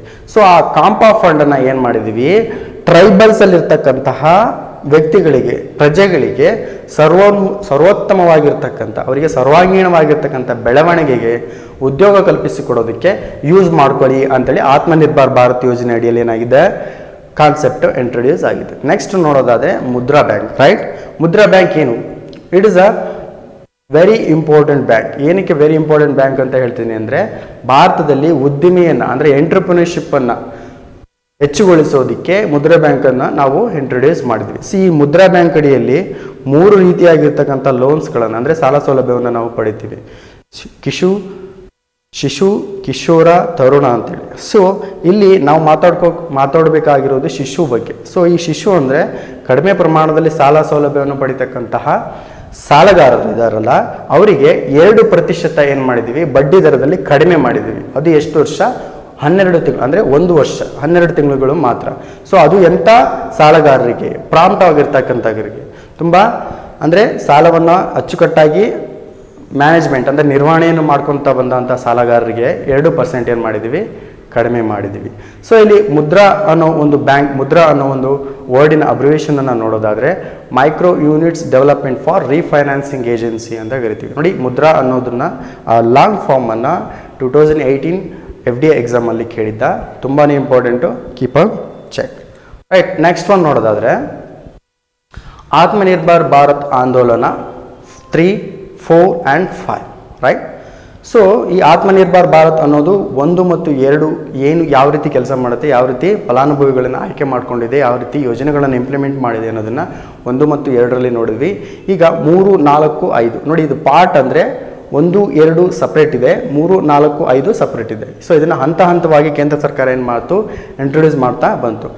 Please keep A note on that. ಇಲ್ಲಿ ಆಬ್ಜೆಕ್ಟಿವ್ಸ್ ಏನು ಅಂದರೆ, ಈ ಆತ್ಮನಿರ್ಭರ್ ಭಾರತ್ ಆಂದೋಲನದ 3, 4, 5ನೇ ಭಾಗದ ಆಬ್ಜೆಕ್ಟಿವ್ಸ್ ಏನು ಅನ್ನೋದು ನೋಡೋದಾದರೆ ಅಗ್ರಿಕಲ್ಚರ್ ಅಂಡ್ ಅಲೈಡ್ ಸೆಕ್ಟರ್ಸ್ ಅಂತ ಕರಿತೀವಿ. ರೈಟ್, ಕೃಷಿ ಮತ್ತು ಕೃಷಿಗೆ ಸಂಬಂಧಪಟ್ಟಿರ್ತಕ್ಕಂತಹ ವಲಯಗಳು ಅಂತ ಕರಿತೀವಿ. ನೋಡಿ, ಇಲ್ಲಿ ಫಾರ್ಮರ್ಸ್ ಅಂದರೆ ರೈತರಿಗೆ ಸಂಬಂಧಪಟ್ಟಂತೆ 1 ಲಕ್ಷ ಕೋಟಿಯಷ್ಟು ಹಣವನ್ನು ಏನು ಮಾಡಿದ್ವಿ, ಎಗೈನ್ ಇಂಟ್ರೊಡ್ಯೂಸ್ ಮಾಡಿದ್ದೀವಿ. ಬಟ್ ಇಲ್ಲಿ ಕೃಷಿ ಅಲ್ಲ, ಕೃಷಿಗೆ ಸಂಬಂಧಪಟ್ಟಂತೆ ಎಕ್ಸ್ಟ್ರಾ ಅಂದರೆ ಅಗ್ರಿಕಲ್ಚರ್ ಇನ್ಫ್ರಾಸ್ಟ್ರಕ್ಚರ್ ಫಂಡ್ ಅಂತ ಕರಿತೀವಿ. ಕೃಷಿ ಮೂಲಸೌಕರ್ಯ ನಿಧಿ ಅಂತೇಳಿ ಕರಿತೀವಿ. ಸೊ ಈ ಕೃಷಿ ಮೂಲಸೌಕರ್ಯ ನಿಧಿಯಲ್ಲಿ ಬರ್ತಕ್ಕಂಥ ಪ್ರಮುಖವಾಗಿರ್ತಕ್ಕಂಥ ಇನ್ಫಾರ್ಮೇಷನ್ಗಳನ್ನು ನೋಡ್ಕೊತಾ ಹೋಗೋದಾದರೆ, ದೇಶದಲ್ಲಿರ್ತಕ್ಕಂತಹ 53 ಕೋಟಿ ಜಾನುವಾರುಗಳನ್ನು ರಕ್ಷಣೆ ಮಾಡೋದಕ್ಕೋಸ್ಕರ ನ್ಯಾಷನಲ್ ಡಿಸೀಸ್ ಕಂಟ್ರೋಲ್ ಪ್ರೋಗ್ರಾಮ್ನ ಅಡಿಯಲ್ಲಿ, ರಾಷ್ಟ್ರೀಯ ಜಾನುವಾರು ರೋಗ ನಿಯಂತ್ರಣ ಯೋಜನೆಯ ಅಡಿಯಲ್ಲಿ ಲಸಿಕೆಯನ್ನು ಕಂಡುಹಿಡಿಯಬೇಕು. ಯಾವ ಲಸಿಕೆ ಅಂದರೆ ಯಾವ ರೋಗಕ್ಕೆ ಲಸಿಕೆಯನ್ನು ಕಂಡುಹಿಡಬೇಕು ಅಂದರೆ ಕಾಲು ಮತ್ತು ಬಾಯಿ ರೋಗ ಅಂತ ಕರಿತೀವಿ. Right, foot and mouth diseases ಅಂತ ಕರಿತೀವಿ. ಮತ್ತು ಅದೇ ರೀತಿ ಇನ್ನೊಂದು ರೀತಿಯ ರೋಗವು ಕೂಡ ಬರುತ್ತೆ ಜಾನುವಾರುಗಳಿಗೆ, ಅದಕ್ಕೆ ಬ್ರೂಸೆಲ್ಲೋಸಿಸ್ ಅಂತ ಕರಿತೀವಿ. ಸೊ ಈ 2 ರೋಗಗಳಿಗೆ 100ಕ್ಕೆ 100% ನಾವೇನು ಮಾಡಬೇಕು, ಲಸಿಕೆಯನ್ನು ಕಂಡುಹಿಡಬೇಕು ಅನ್ನೋ ಉದ್ದೇಶಕ್ಕೋಸ್ಕರ ಅಗ್ರಿಕಲ್ಚರಲ್ ಇನ್ಫ್ರಾಸ್ಟ್ರಕ್ಚರ್ ಫಂಡನ್ನು ನಾವೇನು ಮಾಡಿದ್ದೀವಿ, ಇಂಟ್ರೊಡ್ಯೂಸ್ ಮಾಡಿದ್ದೀವಿ. ಸೊ ಇದು ಒಂದು. ಆದರೆ ನೆಕ್ಸ್ಟನ್ನು ನೋಡೋದಾದರೆ ಪಶುಸಂಗೋಪನೆ ಅಂತ ಕರಿತೀವಿ, ಅನಿಮಲ್ ಹಸ್ಬೆಂಡರಿ ಅಂದರೆ ಬೀ ಕೀಪಿಂಗ್ ಅಂತ ಕರಿತೀವಿ. ರೈಟ್, ಜೇನು ಸಾಕಾಣೆ ಅಂತ, ಕೃಷಿ ಮೂಲಸೌಕರ್ಯ ಅಭಿವೃದ್ಧಿ. ರೈಟ್, ಅದೇ ಥರ ಗಿಡಮೂಲಿಕೆಗಳನ್ನು ಹರ್ಬಲ್ ಪ್ಲ್ಯಾಂಟ್ಸ್ಗಳನ್ನು ಇಂಪ್ಲಿಮೆಂಟ್ ಮಾಡೋದು, ಗಿಡಮೂಲಿಕೆಗಳನ್ನು ಅಭಿವೃದ್ಧಿ ಮಾಡೋದಕ್ಕೋಸ್ಕರನೂ ಕೂಡ ಈ ಯೋಜನೆ ಅಡಿಯಲ್ಲಿ ಬರುತ್ತೆ. ರೈಟ್, ಅದೇ ಥರ ಕೃಷಿಗೆ ಸಂಬಂಧಪಟ್ಟಂತಹ ಇನ್ನೊಂದು ಪ್ರಮುಖ ವಿಷಯಗಳನ್ನು ನೋಡೋದಾದರೆ, ಈ ರೈತರು ಬೆಳೆದಿರ್ತಕ್ಕಂತಹ ಬೆಲೆಯನ್ನು ನಿಗದಿಪಡಿಸೋದಕ್ಕೆ ಎಲೆಕ್ಟ್ರಾನಿಕ್ ಮಾದರಿಯ ಒಂದು ಬೆಲೆಯನ್ನು ಸರ್ಟಿಫೈ ಮಾಡ್ತಕ್ಕಂಥ ಅಂದರೆ ಪ್ರಮಾಣ ಮಾಡ್ತಕ್ಕಂಥದ್ದನ್ನು ನಾವು ಈ 1 ಲಕ್ಷ ಕೋಟಿಯ ಒಂದು ಕಾಲಮಲ್ಲಿ, ಒಂದು ಫಾರ್ಮರ್ಸನ್ನ ಕಾಲಮಲ್ಲಿ ನೋಡ್ಬೋದು. Next one food processing sector ಅಂತೇಳಿ. ನೋಡಿ, ತುಂಬಾ ಇಂಪಾರ್ಟೆಂಟ್. ಫುಡ್ ಪ್ರೊಸೆಸಿಂಗ್ ಸೆಕ್ಟರ್ ಅನ್ನೋದು ತುಂಬಾ ಇಂಪಾರ್ಟೆಂಟ್, ಅಂದರೆ ಆಹಾರ ಸಂಸ್ಕರಣಾ ವಲಯಗಳು ಅಂತ. ನೋಡಿ, UPSCಯಲ್ಲಿ ಫುಡ್ ಪ್ರೊಸೆಸಿಂಗ್ ಸೆಕ್ಟರ್ಸ್ ಅಂತೇಳಿ ಒಂದು ಸಪ್ರೇಟ್ ಸಿಲೆಬಸ್ ಇದೆ, ವೆರಿ ಇಂಪಾರ್ಟೆಂಟ್ ಸಬ್ಜೆಕ್ಟ್. ನೋಡಿ, 2 ವರ್ಷಗಳಿಂದ ಅಂದರೆ 2017ನಲ್ಲಿ ಒಂದು ಇಂಪಾರ್ಟೆಂಟ್ ಆಗಿರ್ತಕ್ಕಂಥ ಒಂದು ಕರೆಂಟ್ ಅಫೇರ್ಸ್, ಒಂದು ಇನ್ಫಾರ್ಮೇಷನ್, ಒಂದು ಘಟನೆ ನಡೆದಿತ್ತು. ಏನದು, ನೆಸ್ಲೆ ಕಂಪ್ನಿಯ ಮ್ಯಾಗಿಯನ್ನು ಬ್ಯಾನ್ ಮಾಡಿದರು. ಏನಕ್ಕೆ ಮ್ಯಾಗಿಯನ್ನು ಬ್ಯಾನ್ ಮಾಡಿದರು ಅಂದರೆ, FSSAI ಅನ್ನೋ ಒಂದು ಆಟೋನಮಸ್ ಸಂಸ್ಥೆ ಇದೆ. Right, it was a autonomous ಸಂಸ್ಥೆ, comes under health and family welfare, ಆರೋಗ್ಯ ಮತ್ತು ಕುಟುಂಬ ಕಲ್ಯಾಣ ಸಚಿವಾಲಯದಲ್ಲಿ ಕೆಲಸ ಮಾಡ್ತಕ್ಕಂತಹ ಒಂದು ಆಟೋನಮಸ್ ಸಂಸ್ಥೆ ಯಾವುದು ಅಂದರೆ FSSI, food security and standard authority of India, ಆಹಾರ ಸುರಕ್ಷತೆ ಮತ್ತು ಗುಣಮಟ್ಟ ಕಾಯ್ದೆ ಅಂತ ಕರಿತೀವಿ. ತುಂಬಾ ಇಂಪಾರ್ಟೆಂಟ್ ಕಾಯ್ದೆ ನೋಡಿ. ಪಬ್ಲಿಕ್ ಈ ಒಂದು FSSI ಆ್ಯಕ್ಟ್ನ ಪ್ರಮುಖವಾಗಿರ್ತಕ್ಕಂತಹ ಕಾರ್ಯ ಏನು ಅಂದರೆ ಸಾರ್ವಜನಿಕರ ಆರೋಗ್ಯವನ್ನು ಕಾಪಾಡೋದಕ್ಕೋಸ್ಕರ ಆಹಾರದಲ್ಲಿ ಯಾವುದೇ ರೀತಿಯ ಕಲಬೆರಕೆ ಇದೆಯಾ ಅಥವಾ ಯಾವುದಾದ್ರೂ ಹಾನಿಕಾರಕ ವಸ್ತುಗಳು ಇದೆಯಾ ಅನ್ನೋದನ್ನು ಕಂಡುಹಿಡಿಯೋದಕ್ಕೆ FSSI ಅನ್ನೋದು ಒಂದು ಆಟೋನಮಸ್ ಆಗಿ ಕೆಲಸ ಮಾಡುತ್ತೆ. ಅದು ಐಡೆಂಟಿಫೈ ಮಾಡಿ ಪೂರ್ಣ ಪ್ರಮಾಣವಾಗಿ ಸುರಕ್ಷಿತವಾಗಿರ್ತಕ್ಕಂಥ ಆಹಾರವನ್ನು ಪ್ರಮಾಣೀಕರಿಸುತ್ತೆ. ಸೊ ಇಲ್ಲಿ ಫುಡ್ ಪ್ರೊಸೆಸಿಂಗ್ ಸೆಕ್ಟರ್ಸಲ್ಲಿ ಮಾತಾಡೋದಾದರೆ ಮೈಕ್ರೋ ಫುಡ್ ಎಂಟರ್ಪ್ರೈಸಸ್ ಅಂತೇಳಿ ಇದೆ ನೋಡಿ. ಈ ಮೈಕ್ರೋ ಫುಡ್ ಎಂಟರ್ಪ್ರೈಸಸ್ಗಳು ಸಾರ್ವಜನಿಕರಲ್ಲಿ ಆರೋಗ್ಯ ಅಂದರೆ ಆಹಾರ ಪದಾರ್ಥಗಳನ್ನು ಸಾರ್ವಜನಿಕರಿಗೆ ಕೊಡಮಾಡ್ತಕ್ಕಂಥ ಕೆಲಸವನ್ನು ಮಾಡುತ್ತೆ. ನಾವು ರೆಡಿಮೇಡ್ ಫುಡ್ಸ್ಗಳನ್ನು ನೋಡ್ತೀವಿ ಭಾರತದಲ್ಲಿ, ಅಂದರೆ ನಾವು ದಿನನಿತ್ಯ ಸೇವನೆ ಮಾಡ್ತಕ್ಕಂಥ ರೆಡಿಮೇಡ್ ಫುಡ್ಸ್ಗಳು ಈ ಮೈಕ್ರೋ ಫುಡ್ ಎಂಟರ್ಪ್ರೈಸಸ್ಗಳಲ್ಲಿ ಬರುತ್ತೆ. ಸೊ ಈ ಆತ್ಮನಿರ್ಭರ್ ಭಾರತ್ ಆಂದೋಲನದ ಅಡಿಯಲ್ಲಿ ದೇಶದಲ್ಲಿರ್ತಕ್ಕಂತಹ 2 ಲಕ್ಷಕ್ಕಿಂತಲೂ ಹೆಚ್ಚು ಮೈಕ್ರೋ ಫುಡ್ ಎಂಟರ್ಪ್ರೈಸಸ್ಗಳನ್ನು FSSI ಸ್ಟ್ಯಾಂಡರ್ಡ್ಸ್ಗಳಿಗೆ ಇಂಪ್ಲಿಮೆಂಟ್ ಮಾಡ್ತಕ್ಕಂಥ ಒಂದು ಸ್ಕೀಮನ್ನು ನಾವು ಫುಡ್ ಪ್ರೊಸೆಸಿಂಗ್ ಸೆಕ್ಟರ್ಸಲ್ಲಿ ಇಂಪ್ಲಿಮೆಂಟ್ ಮಾಡಿದ್ವಿ. ರೈಟ್, ನೆಕ್ಸ್ಟನ್ನು ನೋಡೋದಾದರೆ ಫಿಶರೀಸ್. ಏನಿದು ಫಿಶರೀಸ್ ಅಂದರೆ ನೋಡಿ, ಮೀನುಗಾರಿಕೆ ಒಂದು ಪುರಾತನ ಕಾಲದಲ್ಲಿ ಮಾನವಗೆ ತಿಳಿದಂತಹ ಒಂದು ವಂಟಿಂಗ್ ಆ್ಯಂಡ್ ಗ್ಯಾದರಿಂಗ್ ಅಂತೇಳಿ ನಾವು ಎವಲ್ಯೂಷನ್ ಆಗ್ತಾ ಬಂದಿದೆ. ಸೊ ಈ ಒಂದು ಕೆಲಸ ಅಂದರೆ ಮೀನುಗಾರಿಕೆ ಅನ್ನೋದು ಪುರಾತನ ಕಾಲದಿಂದನೂ ಬಂದಿರತಕ್ಕಂಥ ಒಂದು ಕೆಲಸ ಅಂತೇಳಿ ಅಂದ್ಕೊಂಡಿದ್ವಿ. ರೈಟ್, ಇಲ್ಲಿ ಈ ಒಂದು ಆತ್ಮನಿರ್ಭರ್ ಭಾರತ್ ಯೋಜನೆ ಅಡಿಯಲ್ಲಿ ಬರ್ತಕ್ಕಂಥ ಒಂದು ಪ್ರಧಾನಮಂತ್ರಿ ಮತ್ಸ್ಯ ಸಂಪತ್ ಯೋಜನೆ ಅಡಿಯಲ್ಲಿ 20,000 ಕೋಟಿಯಷ್ಟು ಮೀನುಗಾರಿಕೆಗೆ ನಾವೇನು ಮಾಡಿದ್ವಿ, ಇನ್ವೆಸ್ಟ್ಮೆಂಟ್ ಮಾಡಿದ್ವಿ. ಹೂಡಿಕೆಯನ್ನು ಮಾಡೋದ್ರ ಮೂಲಕ ಮೀನುಗಾರಿಕೆಯನ್ನು ಸಮಗ್ರವಾಗಿ ಮತ್ತು ಸುಸ್ಥಿರವಾಗಿ ಇಂಪ್ಲಿಮೆಂಟ್ ಮಾಡೋದನ್ನು ನಾವು ಈ ಯೋಜನೆ ಅಡಿಯಲ್ಲಿ ಕಾಣ್ತೀವಿ. ನೋಡಿ, ಭಾರತದ ಆರ್ಥಿಕ ವ್ಯವಸ್ಥೆಯಲ್ಲಿ ಮೀನುಗಾರಿಕೆ ಅನ್ನೋದು ಒಂದು ಪ್ರಮುಖವಾಗಿರ್ತಕ್ಕಂಥ ಹುದ್ದೆ, ಅಂದರೆ ಒಂದು ಪ್ರಮುಖವಾಗಿರ್ತಕ್ಕಂಥ ಒಂದು ವೃತ್ತಿ.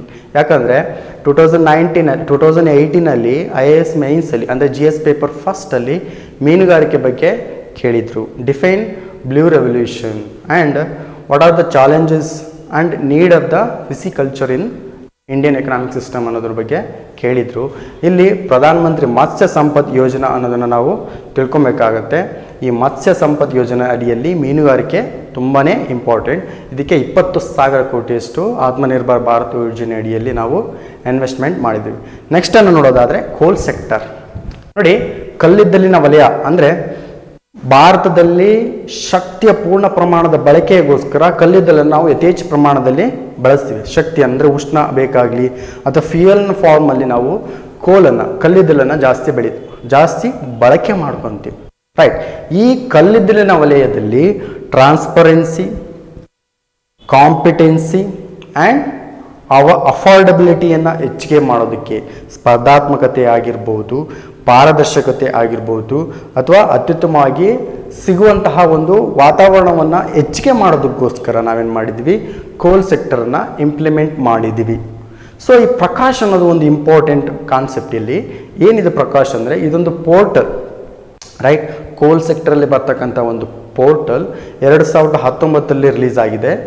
ಈ ಒಂದು ಪೋರ್ಟಲ್ನ ವೆರಿ ಇಂಪಾರ್ಟೆಂಟ್ ಕೆಲಸ ಏನು ಅಂದರೆ, ಅಫ್ಕೋರ್ಸ್ ಈ ಕಲ್ಲಿದ್ದಲಿನ ಅಂದರೆ ಭಾರತದಲ್ಲಿರ್ತಕ್ಕಂತಹ ಎಲ್ಲ ಕಲ್ಲಿದ್ದಲು ಗಣಿಗಾರಿಕೆಯಲ್ಲಿ ಎಷ್ಟು ಪ್ರಮಾಣದ ಕಲ್ಲಿದ್ದಲಿನ ಅವೈಲಬಿಲಿಟಿ ಇದೆ, ಎಷ್ಟು ಪ್ರಮಾಣದ ಲಭ್ಯತೆ ಇದೆ ಅನ್ನೋದನ್ನು ನಾವು ಪ್ರಕಾಶ್ ಪೋರ್ಟಲಿಂದನೇ ತಿಳ್ಕೊಬೋದು. ಇದೊಂದು ಡಿಜಿಟಲ್ ಎಕನಾಮಿಯ ಹಾದಿಯಲ್ಲಿ ಇರ್ತಕ್ಕಂಥ ಒಂದು ಅತ್ಯುತ್ತಮವಾಗಿರ್ತಕ್ಕಂಥ ಅಭಿವೃದ್ಧಿಯಾಗಿದೆ. ಸೊ ನೆಕ್ಸ್ಟ್ ಮಿನರಲ್ ಸೆಕ್ಟರ್ ಅಂತ ಇದೆ. ಇಂದು ಮಿನರಲ್ ಸೆಕ್ಟರ್ ಅಂದರೆ ಖನಿಜ ವಲಯ ಅಂತ. ರೈಟ್, ಈ ಖನಿಜ ವಲಯದಲ್ಲಿ ಆಗಿರ್ತಕ್ಕಂಥ ಪ್ರಮುಖವಾಗಿರ್ತಕ್ಕಂಥ ಡೆವಲಪ್ಮೆಂಟ್ ಏನು ಅಂದರೆ, ಈ ಮಿನರಲ್ಸ್ ಅಂದರೆ ಖನಿಜ ಸೂಚ್ಯಾಂಕ, ಮಿನರಲ್ ಇಂಡೆಕ್ಸನ್ನು ಇಂಟ್ರೊಡ್ಯೂಸ್ ಮಾಡೋದ್ರ ಮೂಲಕ ಭಾರತದಲ್ಲಿ ಯಾವ ಪ್ರದೇಶದಲ್ಲಿ ಎಷ್ಟು ಪ್ರಮಾಣದಲ್ಲಿ ಖನಿಜಗಳು ಸಿಗ್ತವೆ, ಖನಿಜಗಳ ಗಣಿಗಾರಿಕೆ ಯಾವ ರೀತಿ ಆಗ್ತಾ ಇದೆ, ಮತ್ತು ಸರ್ಕಾರದಿಂದ ಗಣಿಗಾರಿಕೆ ಮಾಡೋದಕ್ಕೆ ಯಾವುದೇ ರೀತಿಯ ಪರ್ಮಿಷನ್ಸ್ಗಳನ್ನು ಬೇಕು, ಲೈಸೆನ್ಸ್ಗಳನ್ನು ಬೇಕು ಅನ್ನೋದನ್ನು ಕಂಪ್ಲೀಟ್ ಡೀಟೇಲ್ ಅನ್ನು ಲಿಬ್ರಲೈಸ್ ಮಾಡೋದ್ರ ಮೂಲಕ, ಅಂದರೆ ಉದಾರೀಕರಣ ಮಾಡೋದ್ರ ಮೂಲಕ ಮಿನರಲ್ ಸೆಕ್ಟರನ್ನು ಇಂಪ್ಲಿಮೆಂಟ್ ಮಾಡಿದ್ವಿ. ನೆಕ್ಸ್ಟ್ ನಾವು ನೋಡೋದಾದರೆ ಡಿಫೆನ್ಸ್. ನೋಡಿ, one of the very very important concept as the current ಸಿನಾರಿಯೋಗೆ ಸಂಬಂಧಪಟ್ಟಂತೆ defence sector is very important. Defence sector ಅಂದರೆ ಇಲ್ಲಿ ಭಾರತದ ರಕ್ಷಣಾ ವಲಯ ಅಂತ ಕರಿತೀವಿ. ಈ ಭಾರತದ ರಕ್ಷಣಾ ವಲಯದಲ್ಲಿ ಫಾರಿನ್ ಡೈರೆಕ್ಟ್ ಇನ್ವೆಸ್ಟ್ಮೆಂಟ್ ಅನ್ನು ಇನ್ಕ್ರೀಸ್ ಮಾಡಿದ್ದೀವಿ. ಎಷ್ಟು ಪ್ರಮಾಣದಲ್ಲಿ ಇನ್ಕ್ರೀಸ್ ಮಾಡಿದ್ದೀವಿ ಅಂದರೆ 49%ಇಂದ 75%ಗೆ. ಅದು ಯಾವುದ್ರ ಮೂಲಕ? ಆಟೋಮೆಟಿಕ್ ರೂಟ್ ಅಂತ ಕರಿತೀವಿ. ಇಲ್ಲಿ there is a two types. One is automatic route, another one is government route. ಭಾರತದಲ್ಲಿ FDI ಅನ್ನು ಇಂಪ್ಲಿಮೆಂಟ್ ಮಾಡೋದಕ್ಕೆ ಎರಡು ರೀತಿ ಪ್ರೋಗ್ರಾಮ್ಸ್ಗಳಿದೆ. ಒಂದು ಆಟೋಮೆಟಿಕ್ ರೂಟ್, ಒಂದು ಗೌರ್ನಮೆಂಟ್ ರೂಟ್. ಈ ಡಿಫೆನ್ಸ್ ಸೆಕ್ಟರಲ್ಲಿ ನಮಗೆ ನೆಸೆಸಿಟಿ ಇರೋದ್ರಿಂದ ನಾವೇನು ಮಾಡಿದ್ದೀವಿ, ಆಟೋಮೆಟಿಕ್ ರೂಟನ್ನು ಮಾಡೋದ್ರ ಮೂಲಕ 49%ಇಂದ 75%ಗೆ ಏನು ಮಾಡಿದ್ದೀವಿ, ಇಂಪ್ಲಿಮೆಂಟ್ ಮಾಡಿದ್ವಿ. 2020ರಲ್ಲಿ FDI, ಇಂಡಿಯನ್ ಸೆಂಟ್ರಲ್ ಗೌರ್ಮೆಂಟ್ ಏನು ಮಾಡಿದ್ವಿ, FDIಯನ್ನು ರಿವೈಸ್ ಮಾಡಿದ್ವಿ. ಸೊ ಇಲ್ಲಿ ಎರಡು ಪ್ರಮಾಣದಲ್ಲಿ ನಾವು FDIಯನ್ನು ಇನ್ವೆಸ್ಟ್ ಮಾಡೋದಕ್ಕೆ, ಅಂದರೆ ಫಾರಿನ್ ಡೈರೆಕ್ಟ್ ಇನ್ವೆಸ್ಟ್ಮೆಂಟನ್ನು ಮಾಡೋದಕ್ಕೆ ನಮಗೆ ಅವಕಾಶ ಇದೆ. ಸೊ ಇಲ್ಲಿ ಪ್ರತಿಯೊಂದು ಕಂಪ್ನಿಗಳು, ಅಂದರೆ ಬೇರೆ ದೇಶದಲ್ಲಿ, ಅಂದರೆ ವಿದೇಶದಿಂದ ಹೂಡಿಕೆಯನ್ನು ಮಾಡ್ತಕ್ಕಂಥ ಕಂಪ್ನಿಗಳಿಗೆ, ಎಲ್ಲ ಕಂಪ್ನಿಗಳಿಗೂ ಗೌರ್ನಮೆಂಟ್ ರೂಟನ್ನು ಅವಕಾಶ ಮಾಡಿಕೊಟ್ಟಿದೆ, ಎಕ್ಸೆಪ್ಟ್ ಡಿಫೆನ್ಸ್ ಸೆಕ್ಟರ್. ಅರ್ಥ ಆಗ್ತಿದೆಯಾ? ಇಲ್ಲಿ ಫಸ್ಟ್ ಆಫ್ ಆಲ್ FDI ಅಂದರೆ ಏನು ಅನ್ನೋದನ್ನು ನೋಡೋದಾದರೆ, ಯಾವುದೇ ಒಬ್ಬ ವ್ಯಕ್ತಿ ಅಥವಾ ಸಂಸ್ಥೆ ತನ್ನ ದೇಶದಿಂದ ಇನ್ನೊಂದು ದೇಶದಲ್ಲಿ ತಮ್ಮ ಸಂಸ್ಥೆಯನ್ನು ಸ್ಥಾಪನೆ ಮಾಡೋದಕ್ಕೆ ಏನು ಹೂಡಿಕೆಯನ್ನು ಮಾಡ್ತಾನಲ್ಲ, ಅದಕ್ಕೆ ನಾವು FDI ಅಂತ ಕರಿತೀವಿ. ಸೊ ಆ FDIಯನ್ನು ಡಿಫೆನ್ಸ್ ಸೆಕ್ಟರಲ್ಲಿ ಆಟೋಮೆಟಿಕ್ ರೂಟ್ನ ಮುಖಾಂತರ ಹೂಡಿಕೆ ಅವಕಾಶವನ್ನು ಕಲ್ಪಿಸಿಕೊಡಲಾಗಿದೆ. ಬಟ್ ಗೌರ್ನಮೆಂಟ್ ರೂಟ್ ಪ್ರಕಾರ ಕೆಲವೊಂದು ಕಂಪನಿಗಳಿಗೆ, ಫಾರ್ ಎಕ್ಸಾಂಪಲ್ ಚೀನಾ ಬ್ಯಾಂಕಿಂಗ್ ಕಾರ್ಪೊರೇಷನ್ಸ್ಗಳಿಗೆ ತನ್ನ ಭಾರತದಲ್ಲಿರ್ತಕ್ಕಂಥ ಕಂಪನಿ ಶೇರ್ಗಳನ್ನು ಹೆಚ್ಚಿಗೆ ಮಾಡಿದೆ. ಈ ಮೂಲಕ ಕಂಪ್ನಿ ಶೇರ್ಗಳನ್ನು ಹೆಚ್ಚಿಗೆ ಮಾಡೋದ್ರ ಮೂಲಕ ಏನಾಗುತ್ತೆ, ಚೀನಾಗೆ ಪ್ರಾಫಿಟ್ ಜಾಸ್ತಿ ಆಗ್ತಾ ಹೋಗುತ್ತೆ. ಸೊ ಇಲ್ಲಿ ಕೆಲವೊಂದು ರಿಸ್ಟ್ರಿಕ್ಷನ್ನ ತರೋದ್ರ ಮೂಲಕ ಭಾರತದ FDI ಏನು ಮಾಡಿದ್ವಿ, ನಾವು ರಿವೈಸ್ ಮಾಡಿದ್ದೀವಿ. ರೈಟ್, ದೇಶಾಂಗ ಹೂಡಿಕೆ ನೀತಿ ಅಂತ ಕರಿತೀವಿ.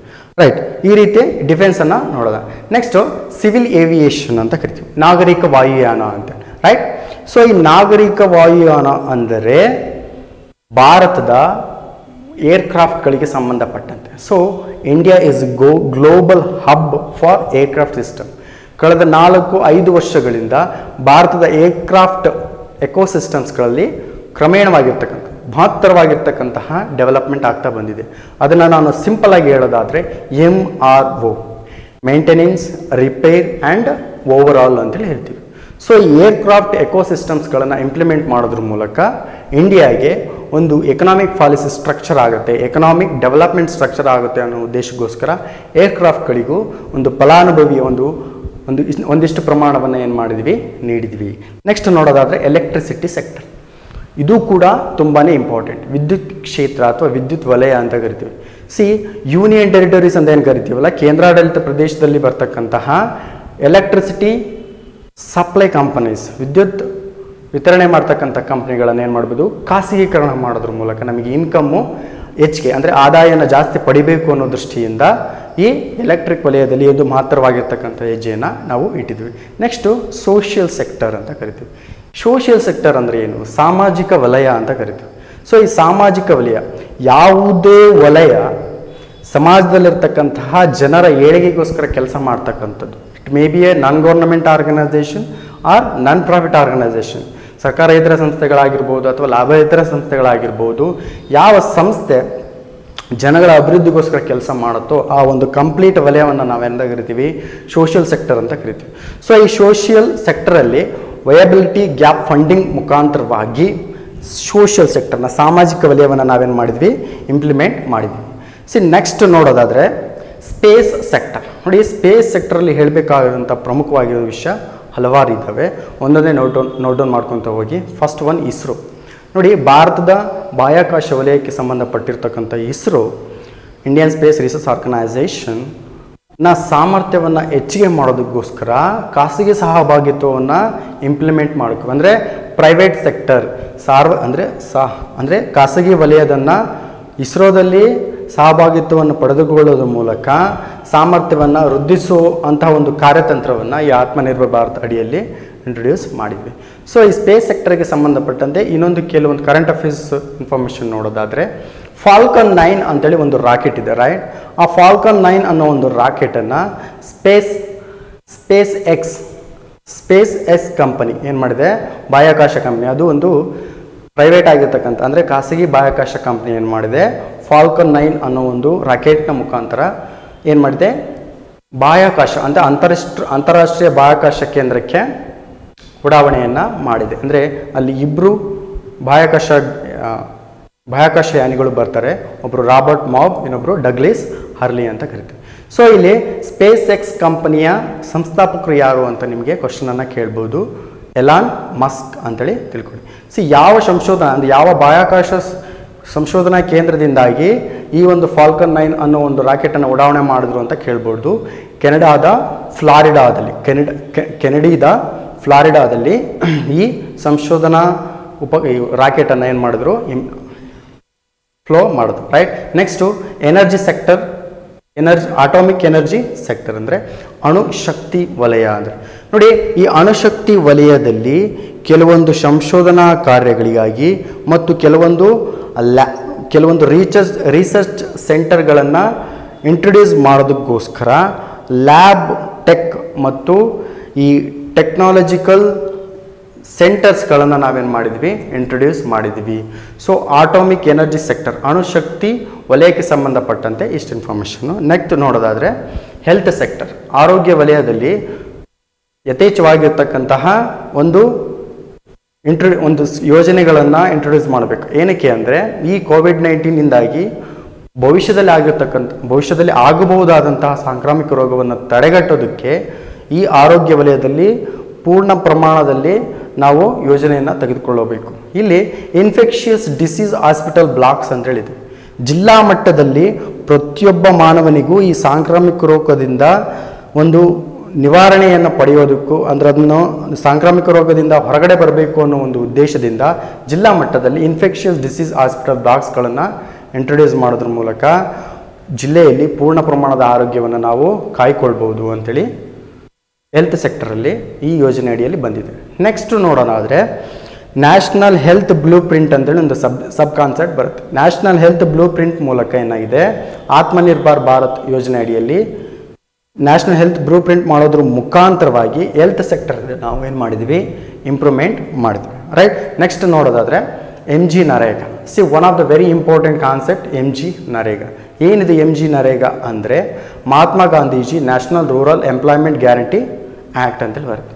ಸೊ ಇಲ್ಲಿ BPL ಕುಟುಂಬದವರಿಗೆ ಅಂದರೆ BPL ಅಂದರೆ ಬಿಲೋ ಪಾವರ್ಟಿ ಲೈನ್ ಅಲ್ಲಿ ಬರ್ತಕ್ಕಂತಹ ಜನರಿಗೆ ಅಥವಾ ಕುಟುಂಬಗಳಿಗೆ 100 ದಿನಗಳ ಕಾಲ ಕನಿಷ್ಠ ಕೂಲಿಯನ್ನು ಕೊಡಬೇಕು ಅನ್ನೋದು MG ನರೇಗಾ ಅಡಿಯಲ್ಲಿ ಬರ್ತಕ್ಕಂಥ ಒಂದು ಪ್ರಮುಖವಾಗಿರ್ತಕ್ಕಂಥ ವಿಷಯ.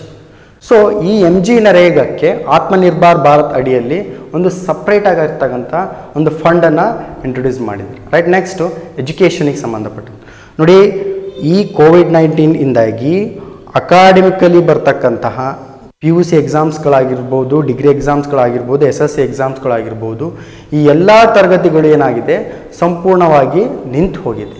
ಸೊ ಇಲ್ಲಿರುವಂಥ ಇನ್ನೊಂದು ಮಾರ್ಗ ಏನು ಅಂದರೆ ಆನ್ಲೈನ್ ಕ್ಲಾಸಸ್, ರೈಟ್. ಡಿಜಿಟಲ್ ಸಂಪರ್ಕದಿಂದಾಗಿ ಬರಮಾಡ್ತಕ್ಕಂಥ ಆನ್ಲೈನ್ ಕ್ಲಾಸ್ಗಳೇ ಒಂದು ಪ್ರಮುಖವಾಗಿರ್ತಕ್ಕಂಥ ಮಾರ್ಗ. ಸೊ ಈ ಆನ್ಲೈನ್ ಕ್ಲಾಸ್ಗಳನ್ನು ಇಂಪ್ಲಿಮೆಂಟ್ ಮಾಡೋದಕ್ಕೋಸ್ಕರ ಸರ್ಕಾರದಿಂದ ಇಂಟ್ರೊಡ್ಯೂಸ್ ಆಗಿರ್ತಕ್ಕಂಥ ದೀಕ್ಷಾ ಪೋರ್ಟಲ್, ರೈಟ್. 1ರಿಂದ 12ನೇ ತರಗತಿವರೆಗೆ ಇರ್ತಕ್ಕಂಥ ಪಠ್ಯಪುಸ್ತಕಗಳು ಆ ದೀಕ್ಷಾ ಪೋರ್ಟಲ್ಗಳಲ್ಲಿ ನಾವು ಸ್ಕ್ಯಾನ್ ಮಾಡಿದ ತಕ್ಷಣ ನಮ್ಗೆ ಏನು ಮಾಡುತ್ತೆ, ಪೋರ್ಟಲ್ಗಳಲ್ಲಿ ಬುಕ್ಸ್ಗಳು, ಪಠ್ಯಪುಸ್ತಕಗಳು ಸಿಗ್ತವೆ, ರೈಟ್. ಅದೇ ಥರ PM ವಿದ್ಯಾ ಅಂತೇಳಿ ಒಂದು ಸಪ್ರೇಟ್ ಯೋಜನೆಯನ್ನು ಇಂಟ್ರೊಡ್ಯೂಸ್ ಮಾಡಿದೆ.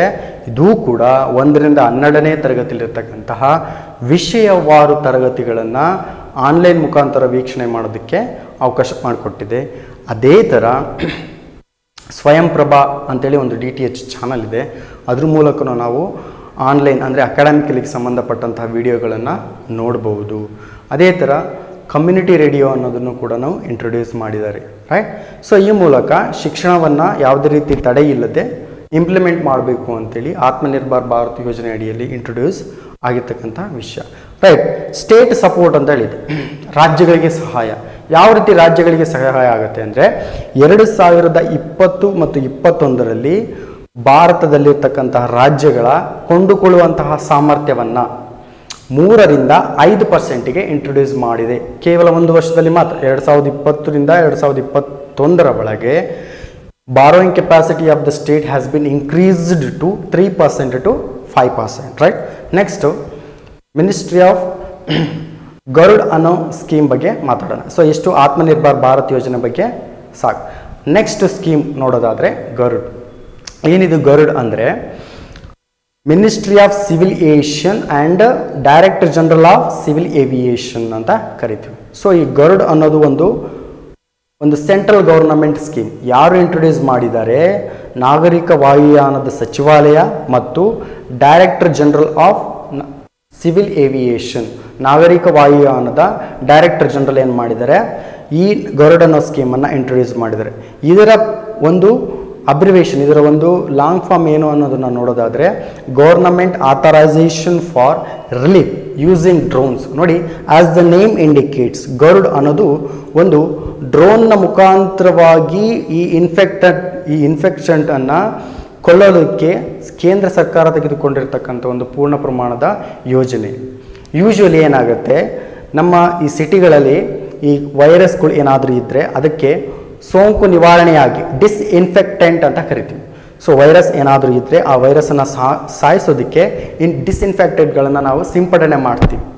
ಒಂದು ವೇಳೆ ಮನುಷ್ಯನಿಗೆ ಮುಟ್ಟೋದಕ್ಕೆ ಆಗದೆ ಅಷ್ಟು ಎತ್ತರದಲ್ಲಿ ಯಾವುದಾದ್ರೂ ಕಟ್ಟಡಗಳಿತ್ತು ಅಂದರೆ, ಸಾರ್ವಜನಿಕ ಸ್ಥಳಗಳಿತ್ತು ಅಂದರೆ, ಯಾವುದಾದ್ರೂ ಬಿಲ್ಡಿಂಗ್ಸ್ಗಳಿತ್ತು ಅಂದರೆ ಅಲ್ಲಿ ಡ್ರೋನ್ನ ಮುಖಾಂತರವಾಗಿ ನಾವೇನು ಮಾಡ್ಬೋದು?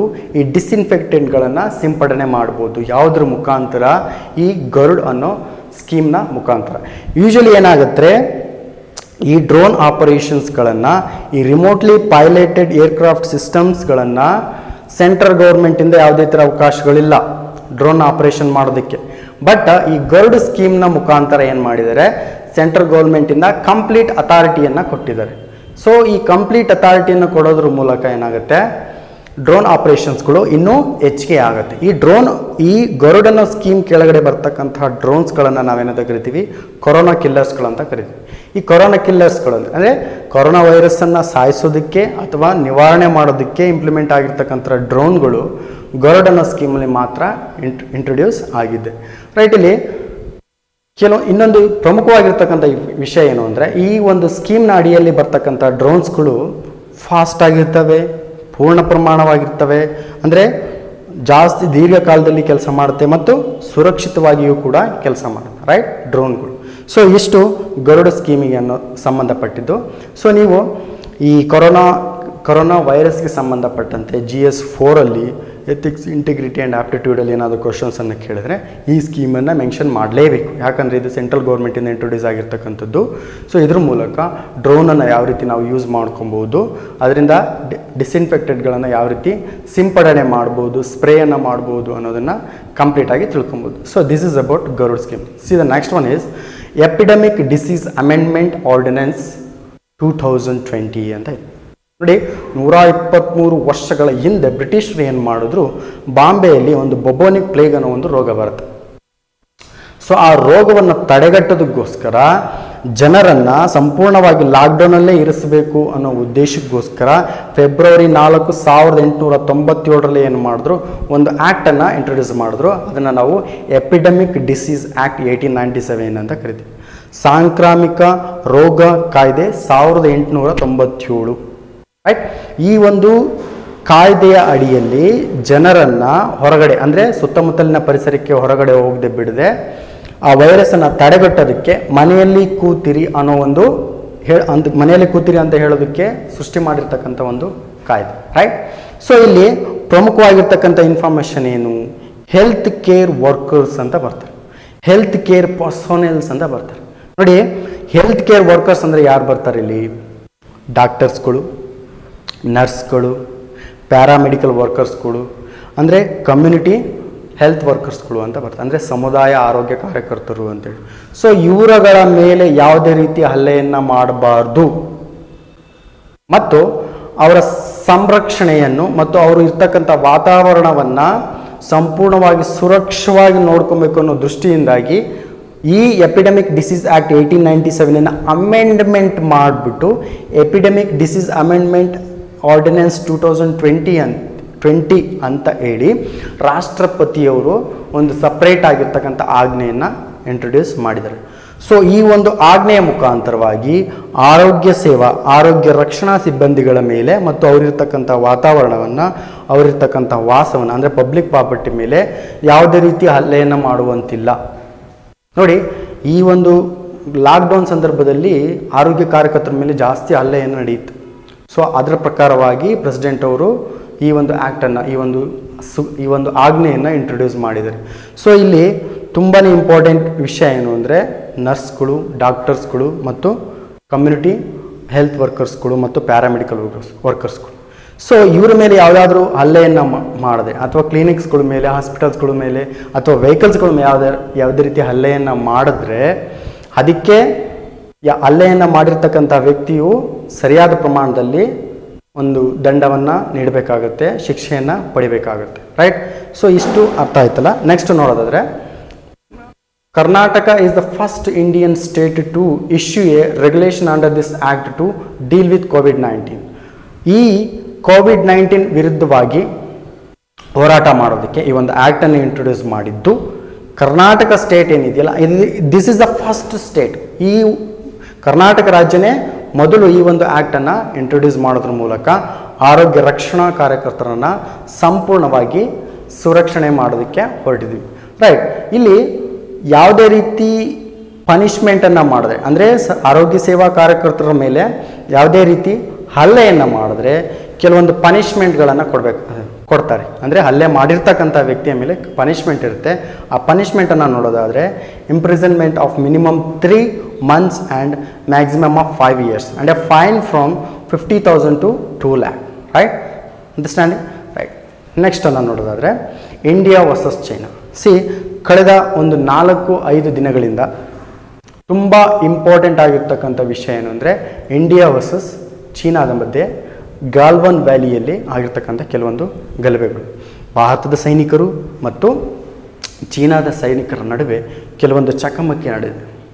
ಸೊ ಚಕಮಕಿ ನಡೆಯೋದ್ರ ಮೂಲಕ ಚೀನಾದಲ್ಲಿರ್ತಕ್ಕಂಥ 35ಕ್ಕಿಂತ ಹೆಚ್ಚು ಸೈನಿಕರು, ಭಾರತದಲ್ಲಿರ್ತಕ್ಕಂಥ 20ಕ್ಕೂ ಹೆಚ್ಚು ಸೈನಿಕರು ಮೃತರಾಗಿದ್ದಾರೆ. ಸೊ ಎಕ್ಸಾಮ್ ದೃಷ್ಟಿಯಿಂದ ನೋಡೋದಾದರೆ ನೋಡಿ, ಇಲ್ಲಿ internal security and external security ಅನ್ನೋ ಒಂದು ಸಿಲೆಬಸ್ ಇದೆ UPSC ಮತ್ತು KPSCಗಳಲ್ಲಿ. ಅದಕ್ಕೋಸ್ಕರ ಈ ಒಂದು ಬಾರ್ಡ್ರಲ್ಲಿ ನಡೀತಕ್ಕಂತಹ ಸೈನಿಕರ ವಿರುದ್ಧ ದಂಗೆ ಆಗಿರಲಿ ಅಥವಾ ಜಗಳ ಅಥವಾ ಯುದ್ಧನೇ ಆಗಿರಲಿ, ಅದ್ರ ಬಗ್ಗೆ ನಾವು ಡೀಪಾಗಿ ಡಿಸ್ಕಸ್ ಮಾಡಲೇಬೇಕಾಗುತ್ತೆ, ತಿಳ್ಕೊಬೇಕಾಗುತ್ತೆ. ಸೊ ಎಕ್ಸಾಮ್ಸ್ ದೃಷ್ಟಿಯಿಂದ. ಸೊ ಎಲ್ಲಿ ನಡೆದಿದೆ ಇದು? ಲಡಾಖ್. ಸೊ ನಿಮಗೆಲ್ಲ ಗೊತ್ತಿದೆ, ಜಮ್ಮು ಮತ್ತು ಕಾಶ್ಮೀರ ಮತ್ತು ಲಡಾಖ್ ಅನ್ನೋ 2 ಕೇಂದ್ರಾಡಳಿತ ಪ್ರದೇಶಗಳನ್ನು 2019ರಲ್ಲಿ ನಾವೇನು ಮಾಡಿದ್ವಿ? ಡಿವೈಡ್ ಮಾಡಿದ್ವಿ. ಸ್ಪೆಷಲಿ ಲಡಾಖಲ್ಲಿ ಈ ಒಂದು ಗಲಭೆ ಸ್ಟಾರ್ಟ್ ಆಗಿದೆ. ಲಡಾಖಿನ ಪೂರ್ವ ಭಾಗದಲ್ಲಿ ಚೀನಾ ಅಡ್ಮಿನಿಸ್ಟ್ರೇಟಿವ್ ಟೆರಿಟರಿ ಅಂತ ಇದೆ. ಚೀನಾ ಅಡ್ಮಿನಿಸ್ಟ್ರಿ ಟೆರಿಟರಿ ಅಂತ ಇದೆ. ಇದನ್ನು ನಾವು LAC ಅಂತ ಕರಿತೀವಿ, ಲೈನ್ ಆಫ್ ಆ್ಯಕ್ಚುಯಲ್ ಕಂಟ್ರೋಲ್ ಅಂತ ಕರಿತೀವಿ. ಪಾಕಿಸ್ತಾನ ಆಕ್ಯುಪೈಡ್ ಕಾಶ್ಮೀರದಲ್ಲಿ ಭಾರತದಲ್ಲಿ ಗುರುಸ್ತಕ್ಕಂತಹ ಪಾಕಿಸ್ತಾನ ಆಕ್ಯುಪೈಡ್ ಕಾಶ್ಮೀರನ್ನು ನಾವೇನಂತ ಕರಿತೀವಿ? ಲೈನ್ ಆಫ್ ಕಂಟ್ರೋಲ್ ಅಂತ ಕರಿತೀವಿ. ಇಲ್ಲಿ ಚೀನಾದ ಬಗ್ಗೆ ಮಾತಾಡಬೇಕಾದ್ರೆ ಲೈನ್ ಆಫ್ ಆ್ಯಕ್ಚುಯಲ್ ಕಂಟ್ರೋಲ್ ಅಂತ ಕರಿತೀವಿ, ಕನ್ನಡದಲ್ಲಿ ವಾಸ್ತವ ನಿಯಂತ್ರಣ ರೇಖೆ. ನೋಡಿ, ಈ ಗಾಲ್ವಾನ್ ವ್ಯಾಲಿಯಲ್ಲಿ ಈ ಒಂದು ಸಮಸ್ಯೆ ಎದುರಾಗಿದೆ. ಅಂದರೆ ಭಾರತದ ಸೈನಿಕರು ಮತ್ತು ಚೀನಾದ ಸೈನಿಕರ ನಡುವೆ ಒಂದು ಜಗಳ ಎಲ್ಲಿ ಸ್ಟಾರ್ಟ್ ಆಗಿದೆ? ಗಾಲ್ವಾನ್ ವ್ಯಾಲಿ ಅಂತ ಕರಿತೀವಿ. ಸೊ ಈ ಗಾಲ್ವಾನ್ ವ್ಯಾಲಿಯ ಪೂರ್ವ ಭಾಗಕ್ಕೆ ಯಾವುದಿದೆ? ಚೀನಾ ಆಕ್ಯುಪೈಡ್ ಇಂಡಿಯನ್ ಟೆರಿಟರಿ ಇದೆ. ದಕ್ಷಿಣ ಭಾಗದಲ್ಲಿ ಯಾವುದಿದೆ? ಭಾರತ ಇದೆ. ಪೂರ್ವ ಭಾಗದಲ್ಲಿ ಯಾವುದಿದೆ? ಜಮ್ಮು ಇದೆ. ಉತ್ತರ ಭಾಗದಲ್ಲಿ ಏನಿದೆ? ಅಕ್ಸಾಯಿ ಚಿನ್ ಇದೆ, ಸಿಯಾಚಿನ್ ಗ್ಲೇಷಿಯರ್ ಇದೆ. ಸೊ ಇಲ್ಲಿ ಗಾಲ್ವಾನ್ ವ್ಯಾಲಿಯ ಜೊತೆಗೆ ಚೀನಾ ಆಕ್ಯುಪೈಡ್ ಭಾರತದಲ್ಲಿ ಅಂದರೆ ಚೀನಾ ಆಕ್ಯುಪೈಡ್ ಇಂಡಿಯನ್ ಟೆರಿಟರಿ ಏನಿದೆಯಲ್ಲ, ಅಲ್ಲಿಂದ ಬರ್ತಕ್ಕಂಥ ಒಂದು ರಿವರ್ ಇದೆ, ಅದಕ್ಕೆ ನಾವೇನಂತ ಕರಿತೀವಿ? ಗಾಲ್ವಾನ್ ರಿವರ್ ಅಂತೇಳಿ ಕರಿತೀವಿ. This is very important concept. ನೋಡಿ, ಇಲ್ಲಿ ಕ್ಲಾಶ್ ಇನ್ ಗಾಲ್ವಾನ್ ವ್ಯಾಲಿನ ಬಗ್ಗೆ ತಿಳ್ಕೊಬೇಕಾಗುತ್ತೆ. Line of actual control. ಇಲ್ಲಿ G7 ನೇಷನ್ಸ್ಗಳ ಬಗ್ಗೆ ಕೆಲವು ದಿನಗಳ ಹಿಂದೆ ಒಂದು ಇಂಪಾರ್ಟೆಂಟ್ ವಿಷಯ ಡಿಸ್ಕಸ್ ಆಗಿತ್ತು, ಅಂದರೆ ಚರ್ಚೆ ಆಗಿತ್ತು. ಅದ್ರ ಬಗ್ಗೆ ನೋಡೋದಾದರೆ ಏನಂದರೆ, ಅಮೆರಿಕ ಅಧ್ಯಕ್ಷ ಆಗಿರ್ತಕ್ಕಂಥ ಡೊನಾಲ್ಡ್ ಟ್ರಂಪ್ ಅವರು G7 ನೇಷನ್ಗಳ ಮೆಂಬರ್ಶಿಪ್ಪನ್ನು ತೆಗೆದುಕೊಳ್ಳೋದಕ್ಕೆ ಭಾರತದಿಂದನೂ ಕೂಡ ಏನಾಗಿದೆ? ಭಾರತಕ್ಕೂ ಕೂಡ ಕರೆಯನ್ನು ನೀಡಿದ್ದಾರೆ. ಸೊ ಈ ಮೂಲಕ ಗ್ಲೋಬಲ್ ಎಕಾನಮಿಯಲ್ಲಿ ಚೀನಾದ ಡಾಮಿನೆನ್ಸನ್ನು ಕಡಿಮೆ ಮಾಡೋದಕ್ಕೋಸ್ಕರ G7 ನೇಷನ್ಗಳು ಈ ರೀತಿಯ ಡಿಸೈಡನ್ನು ಮಾಡಿದ್ದಾರೆ. ಸೊ ಈ ಮೂಲಕ ನಾವೇನು ಮಾಡ್ಬೋದು, ಜಾಗತಿಕವಾಗಿ ಪ್ರಬಲವಾಗಿರ್ತಕ್ಕಂಥ ರಾಷ್ಟ್ರಗಳು ಚೀನಾ ವಿರುದ್ಧವಾಗಿ ಅಂದರೆ ಚೀನಾದ ಒಂದು ಆರ್ಥಿಕ ವ್ಯವಸ್ಥೆ ಯಾವ ಥರ ಇದೆ, ಆ ಚೀನಾದ ಒಂದು ಆರ್ಥಿಕ ಧೋರಣೆ ಯಾವ ಥರ ಇದೆ ಅಂದರೆ ಪ್ರಪಂಚದಲ್ಲಿ ಚೀನಾನೇ ಮೇಲ್ಗೈ ಆಗಿರಬೇಕು, ಅಂದರೆ ಚೀನಾದ ಪ್ರಭಾವನೇ ಜಾಸ್ತಿ ಇರಬೇಕು ಅನ್ನೋ ಒಂದು ದೃಷ್ಟಿ ಇರುತ್ತೆ. ಬಟ್ ಅದನ್ನು ನಿವಾರಣೆ ಮಾಡೋದಕ್ಕೋಸ್ಕರ G7 ನೇಷನ್ಗಳು ಭಾರತಕ್ಕೂ ಒಂದು ಮೆಂಬರ್ಶಿಪ್ಪನ್ನು ಕೊಡಬೇಕು ಅನ್ನೋ ಒಂದು ಪ್ರಸ್ತಾಪನ ಇಟ್ಟಿದ್ದಾರೆ. ಅದಕ್ಕೋಸ್ಕರ G7 ನೇಷನ್ಸನ್ನು ಹೇಳ್ತಾ ಇದ್ದೀನಿ ಇಲ್ಲಿ. Boycotting China may not be easy ಅನ್ನೋದು ಅಂದರೆ ಏನಂದರೆ, ಇಂಡಿಯನ್ ಎಕನಾಮಿಕ್ ಸಿಸ್ಟಮಲ್ಲಿ ನಾವೆಲ್ಲರೂ ಹೇಳ್ದಂಗೆ ಕಳೆದ 2-3 ದಿನಗಳಲ್ಲಿ ನಾವು ಸಾಮಾಜಿಕ ಜಾಲತಾಣದಲ್ಲಿ ಏನು ಹೇಳ್ತೀವಿ ಅಂದರೆ ಬಾಯ್ಕಾಟಿಂಗ್ ಚೀನಾ ಪ್ರಾಡಕ್ಟ್ಸ್, ಬಾಯ್ಕಾಟಿಂಗ್ ಚೀನಾ ಗೂಡ್ಸ್ ಅಂದರೆ ಹೇಳ್ತಾ ಇದ್ದೀವಿ. ಸೊ ಇಲ್ಲಿ ನಮ್ಮ ಇಂಡಿಯನ್ ಕಾನ್ಸೆಪ್ಟ್ ಅಂದರೆ ಎಕನಾಮಿಕ್ ಕಾನ್ಸೆಪ್ಟ್ ವೈಸ್ ನೋಡೋದಾದರೆ ಗ್ಲೋಬಲ್ ಪಾರ್ಟ್ನರ್ ಅಂತ ನೋಡ್ತೀವಿ. ಅಂದರೆ ಜಾಗತಿಕವಾಗಿ ಸಹಕಾರವನ್ನು ಕೊಡ್ತಕ್ಕಂತಹ ಪ್ರಮುಖ ರಾಷ್ಟ್ರಗಳು. ಅಂದರೆ ಈ ಚೀನಾದೊಂದಿಗೆ ನಮ್ಮ ಆರ್ಥಿಕ ವ್ಯವಸ್ಥೆಯಲ್ಲಿ ಎಲ್ಲಾದರೂ ನಾವು ಅದನ್ನು ಕಡಿತ ಮಾಡಿದ್ವಿ ಅಂದರೆ, ಅವರ ಸಂಬಂಧವನ್ನು ತೆಗೆದ್ವಿ ಅಂದರೆ, ಅಮೇರಿಕಾ ಆದಮೇಲೆ ಗ್ಲೋಬಲಲ್ಲಿ ಹೈಯೆಸ್ಟ್ ಪಾರ್ಟ್ನರ್ ಈಸ್ ಚೀನಾ. ನಾವು ಚೀನಾ ಜೊತೆಗೆ ಅತ್ಯುತ್ತಮವಾಗಿರ್ತಕ್ಕಂಥ ಆರ್ಥಿಕ ಸಂಬಂಧವನ್ನು ಹೊಂದಿದ್ವಿ. ಅಮೇರಿಕಾ ಆದ next China, right? So yearly ಎಷ್ಟಾಗುತ್ತೆ? $46 ಬಿಲಿಯನ್ $46 ಬಿಲಿಯನ್ ವಾರ್ಷಿಕವಾಗಿ ಭಾರತ ಮತ್ತು ಚೀನಾದ ಎಕನಾಮಿಕ್ ಸಿಸ್ಟಮನ್ನು ನಾವೇನು ಮಾಡಿದ್ವಿ ಒಂದು ಬೈಂಡಿಂಗ್ ಆಗಿಬಿಟ್ಟಿದೆ, ರೈಟ್? ಈ ರೀತಿಯಾಗಿ ಚೀನಾದ ವಸ್ತುಗಳನ್ನು ಅಥವಾ ಚೀನಾದ ಗೂಡ್ಸ್ಗಳನ್ನು ನಾವು ಪೂರ್ಣ ಪ್ರಮಾಣದಲ್ಲಿ ಏನು ಮಾಡೋಕ್ಕಾಗಲ್ಲ, ಬಾಯ್ಕಾಟ್ ಮಾಡೋದಕ್ಕೆ ಆಗೋದಿಲ್ಲ, ರೈಟ್? ಇದನ್ನು ನಾವೇನು ಮಾಡಬೇಕು, ಹಂತವಾಗಿ ಮಾಡ್ಕೊತ ಹೋಗಬೇಕು. ಸೊ ಚಾಣಕ್ಯನ ಒಂದು ಫೇಮಸ್ ನುಡಿ ಇದು. ಏನಂದರೆ, ಒಂದು ಬೃಹತ್ ಸಾಮ್ರಾಜ್ಯವನ್ನು ಕಟ್ಟಬೇಕು ಅಂದರೆ ಶತ್ರುವನ್ನು ನೋಡಬೇಕಂದ್ರೆ ಮೊದಲು. ಸೊ ಇಲ್ಲಿ ಅಮೇರಿಕಾದ ಶತ್ರು ಯಾರು? ಚೀನಾ. ಸೊ ನಾವು ಅಮೇರಿಕ ಜೊತೆಗೆ ಅತ್ಯುತ್ತಮವಾಗಿರ್ತಕ್ಕಂಥ ಸಂಬಂಧವನ್ನು ಹೊಂದಬೇಕು. ಯಾಕಂದರೆ ಡೈರೆಕ್ಟಾಗಿ ಈಗ ಇಂಡಿಯನ್ ಬಾರ್ಡ್ರಲ್ಲಿ ಅಂದರೆ ಇಂಡಿಯಾ ಮತ್ತು ಚೀನಾ ಬಾರ್ಡ್ರಲ್ಲಿ ಯುದ್ಧ ಆಗುವಂಥ ಸಂಭವ ಬಂದರೆ ನಾವು ಸ್ವಲ್ಪ ಪ್ರಿಪ್ರೇಷನ್ಸನ್ನು ಮಾಡಬೇಕಾಗತ್ತೆ. ಆ ಪ್ರಿಪ್ರೇಷನ್ನ ಮಾಡೋದ್ರ ಮೂಲಕ ಯಾವ ರೀತಿ ಮಾಡೋದು, ಅಮೇರಿಕ ಜೊತೆಗೆ ಸಂಪೂರ್ಣವಾಗಿರ್ತಕ್ಕಂಥ ಸಹಕಾರವನ್ನು ಪಡೆದುಕೊಂಡು ನಂತರ ಯುದ್ಧವನ್ನು ಘೋಷಣೆ ಮಾಡಬೇಕು, ರೈಟ್? ಏಕಾಏಕಿ ಘೋಷಣೆ ಮಾಡಿದ್ರೆ it is not A fair. So this is the video of the today classes. ಸ್ಪರ್ಧಾ ಕರ್ನಾಟಕ ಅಕಾಡೆಮಿ ಶಿವಮೊಗ್ಗದಿಂದ ನಾವು ಮಾಡ್ತಕ್ಕಂಥ ಪ್ರತಿಯೊಂದು ವಿಡಿಯೋವನ್ನು ನಿಮಗೆ ತಲುಪಬೇಕು ಅಂದರೆ ನಮ್ಮ ಚಾನಲ್ಗೆ ಸಬ್ಸ್ಕ್ರೈಬ್ ಆಗಿ, ಶೇರ್ ಮಾಡಿ, ಕಾಮೆಂಟ್ ಮಾಡಿ ಮತ್ತು ಯಾವಾಗಲೂ ನೋಟಿಫೈ ಆಗಿರೋದಕ್ಕೆ ಸಬ್ಸ್ಕ್ರೈಬ್ ಮಾಡಿ ಅಂತ ಹೇಳೋದಕ್ಕೆ ಇಷ್ಟಪಡ್ತೀನಿ. ಧನ್ಯವಾದಗಳು.